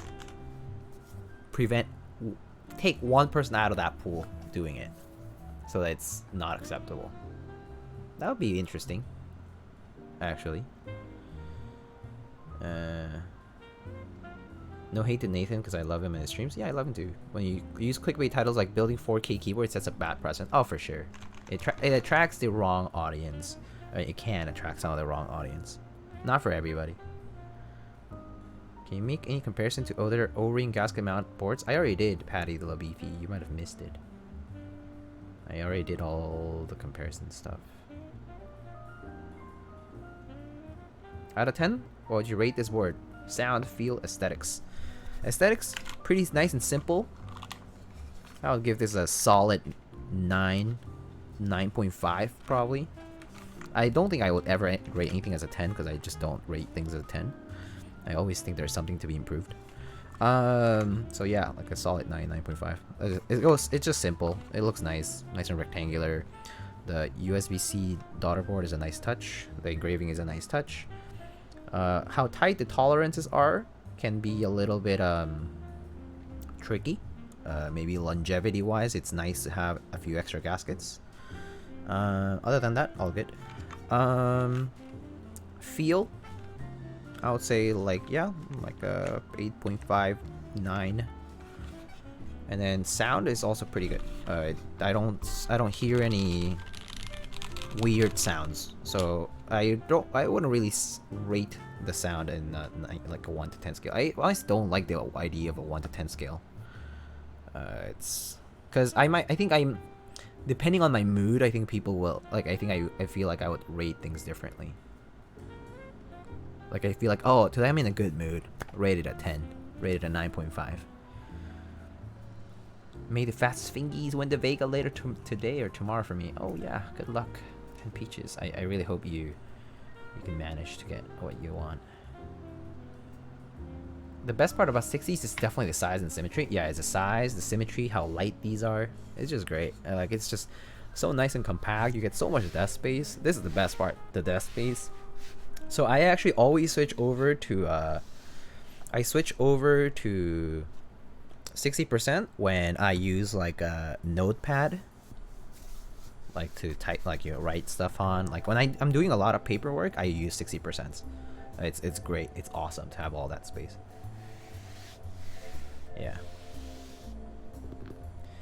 If gasket mounted boards are secured around the edges, does it feel stiffer, higher pitched around there? Not sure. I think sound is a very...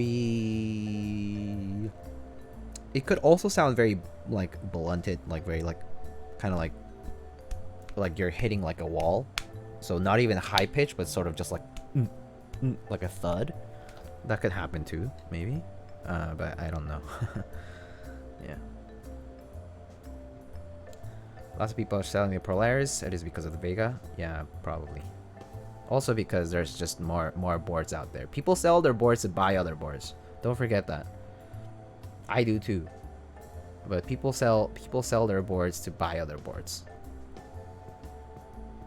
So when you see people sell lives, because there's something new coming out too, or people are looking forward to getting something new, like the Satisfaction 75, let's say. Like, it's like, oh, I really wanted that, but I decided to try 60%. I'm gonna sell my Polaris. I'm gonna buy a Satisfaction and whatnot. Yeah, it's like, I really want to give it a shot. Yeah. Anyway, I think that's all I have for... Oh, did I plug it in?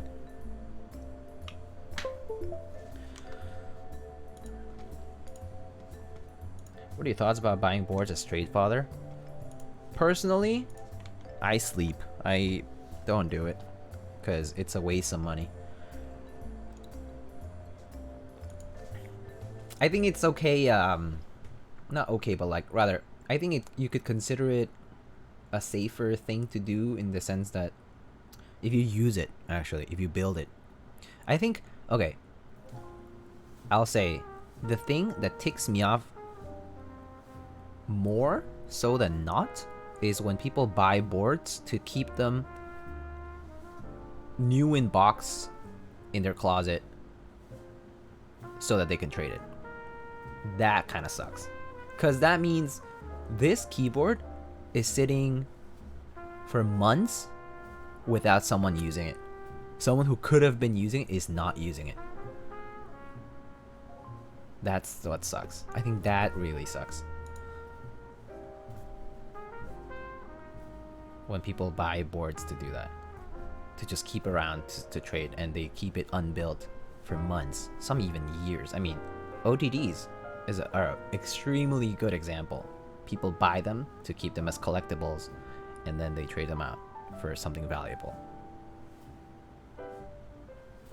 Is not the life for a nice keyboard? Yeah, that's what I believe. I believe these are very practical goods that I really think should be used, and that's how you really appreciate it, by using it. Yeah, but it goes for any collectible hobby.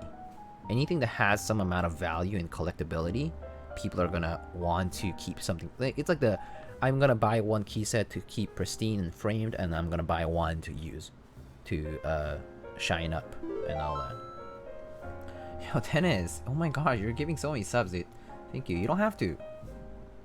Thank you so much for gifting one to Jeff Leopard, though. I say the same thing about cars too. Yeah. So I think it kind of goes for all collectible stuff and whatnot. I want to. I appreciate it, man. What do you think about the Bower Light? I think the Bower Light is a good opportunity to kind of cover the audience that really wants a Bower. That's that specific aesthetic. I'm not sure how Dixie is planning on doing it though. I think injection molding is not a trivial problem. Is something I'll say. It might seem simple, but like the Bower is gonna have to change design-wise in order to accommodate becoming an injection molded keyboard, because there's constraints in injection molding like shrinkage and like the way the sprues work, positioning of all the tools and stuff. It's not a trivial problem. There's a lot of engineering that goes into that, and I think that might be, it could change things. So I don't know. I think it's a good thing in terms of more products, but I also don't think, I don't think it's gonna make a difference as far as like there's going to be availability of other stuff, right? Like there's people doing NK65, you know, like novel keys, and there's like Kara, and I'm sure there will be more of that kind of stuff soon. Yeah, no question. You got me into Kara after watching the Kara video, dude. The Kara video is so good. The production value of the Kara video is A+. Rantas AF. It's so good. I love it. I know. It's just like the whole like melting thing, and it's gave me goosebumps. Artisans provide me the feeling of collection showcase, whereas using keyboards is a must. You see, you know how I feel about artisans? I love mounting artisans. I love most of my artisan pictures are pictures on them on a keyboard, because I love the fact that they're on like mounted. Like, you know, these guys are made with stems for a reason, right? It feels bad if I use it a lot and like they eventually like something rubs off or like, you know, damages, like, you know, it like damages something on the resin like that. Yeah, sure. But I think they, you know, they have a stem for a reason, right? So I kind of like the idea that, you know, they go on top of a stem and they get used.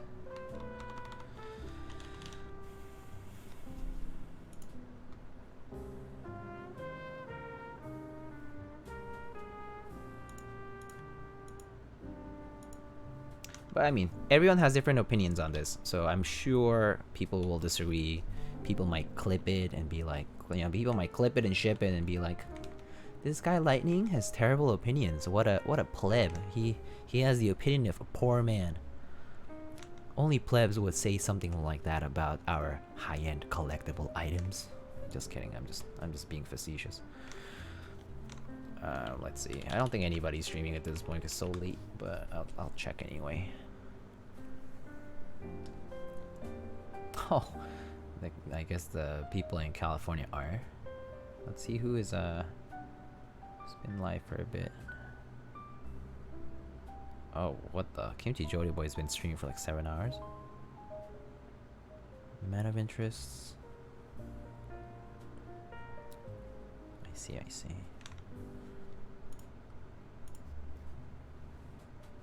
Is 160 a good price for the Kara? I think so. The reason I like the Kara is because I think there's a lot that went into it. The PCB is really nice. It's like the M60A PCB. I think the fact that the Kara has compatibility with the, you guys know, like it comes with the mute mount, the one that's on the U80A, but it also has compatibility for the internal dampener and the internal weight, which is kind of cool. Yeah, I mean, it's about your personal like preference in that sense, like aesthetic wise too, because Kara only comes in HHKB style, whereas NK65 is a 65% after all. But for me, like honestly, just for the layout alone, I would choose the Kara over the NK65 just because I really like HHKB aesthetic.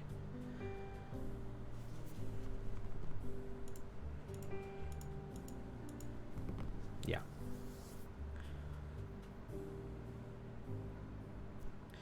But you know. Am I getting Mascara though? Probably. I'll probably figure something out. I mean, I have until the end of the year, right? So, yeah. If I save a few dollars each day, I'll get a car by Christmas. Hey Jax, thank you so much for the 500 bits. I hope you're doing well. All right. If you don't have any other questions, I think we can go raid somebody. If you guys would like me to raid someone. How was...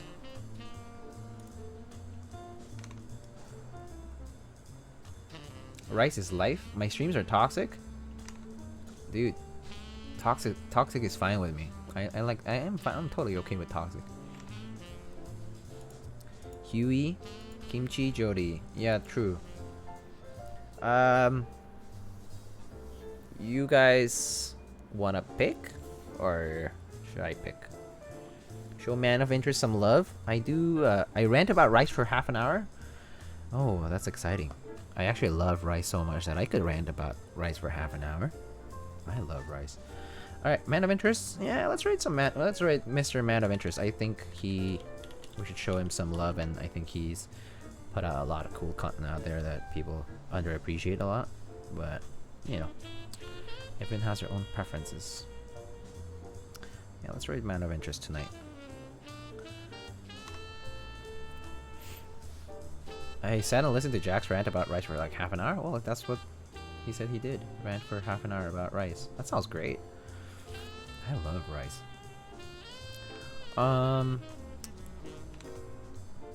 But anyway, good night everybody. Thank you so much for stopping by stream. I do plan on streaming a build. It's gonna be a pretty quick build actually, because it's a smaller layout. I'll be streaming it this weekend probably. I'll let you know. It's either tomorrow or Sunday. More likely to be tomorrow than Sunday because I have meetings on Monday that I prepare for, so I normally spend Sundays doing that. Yeah. Thank you so much for stopping by though. I might try a daytime stream for Saturday if I do something. Just because it's nicer for other people too. And change it up a little, right? But yeah, thank you. Thank you all. Let's go raid Mr. Man of Interest. Show him some love. Just, you know, you can take some Meowgo hypers and Meowgo raids. Lightning. Okay, we need to raid. Okay, just say nice things, okay? Bye.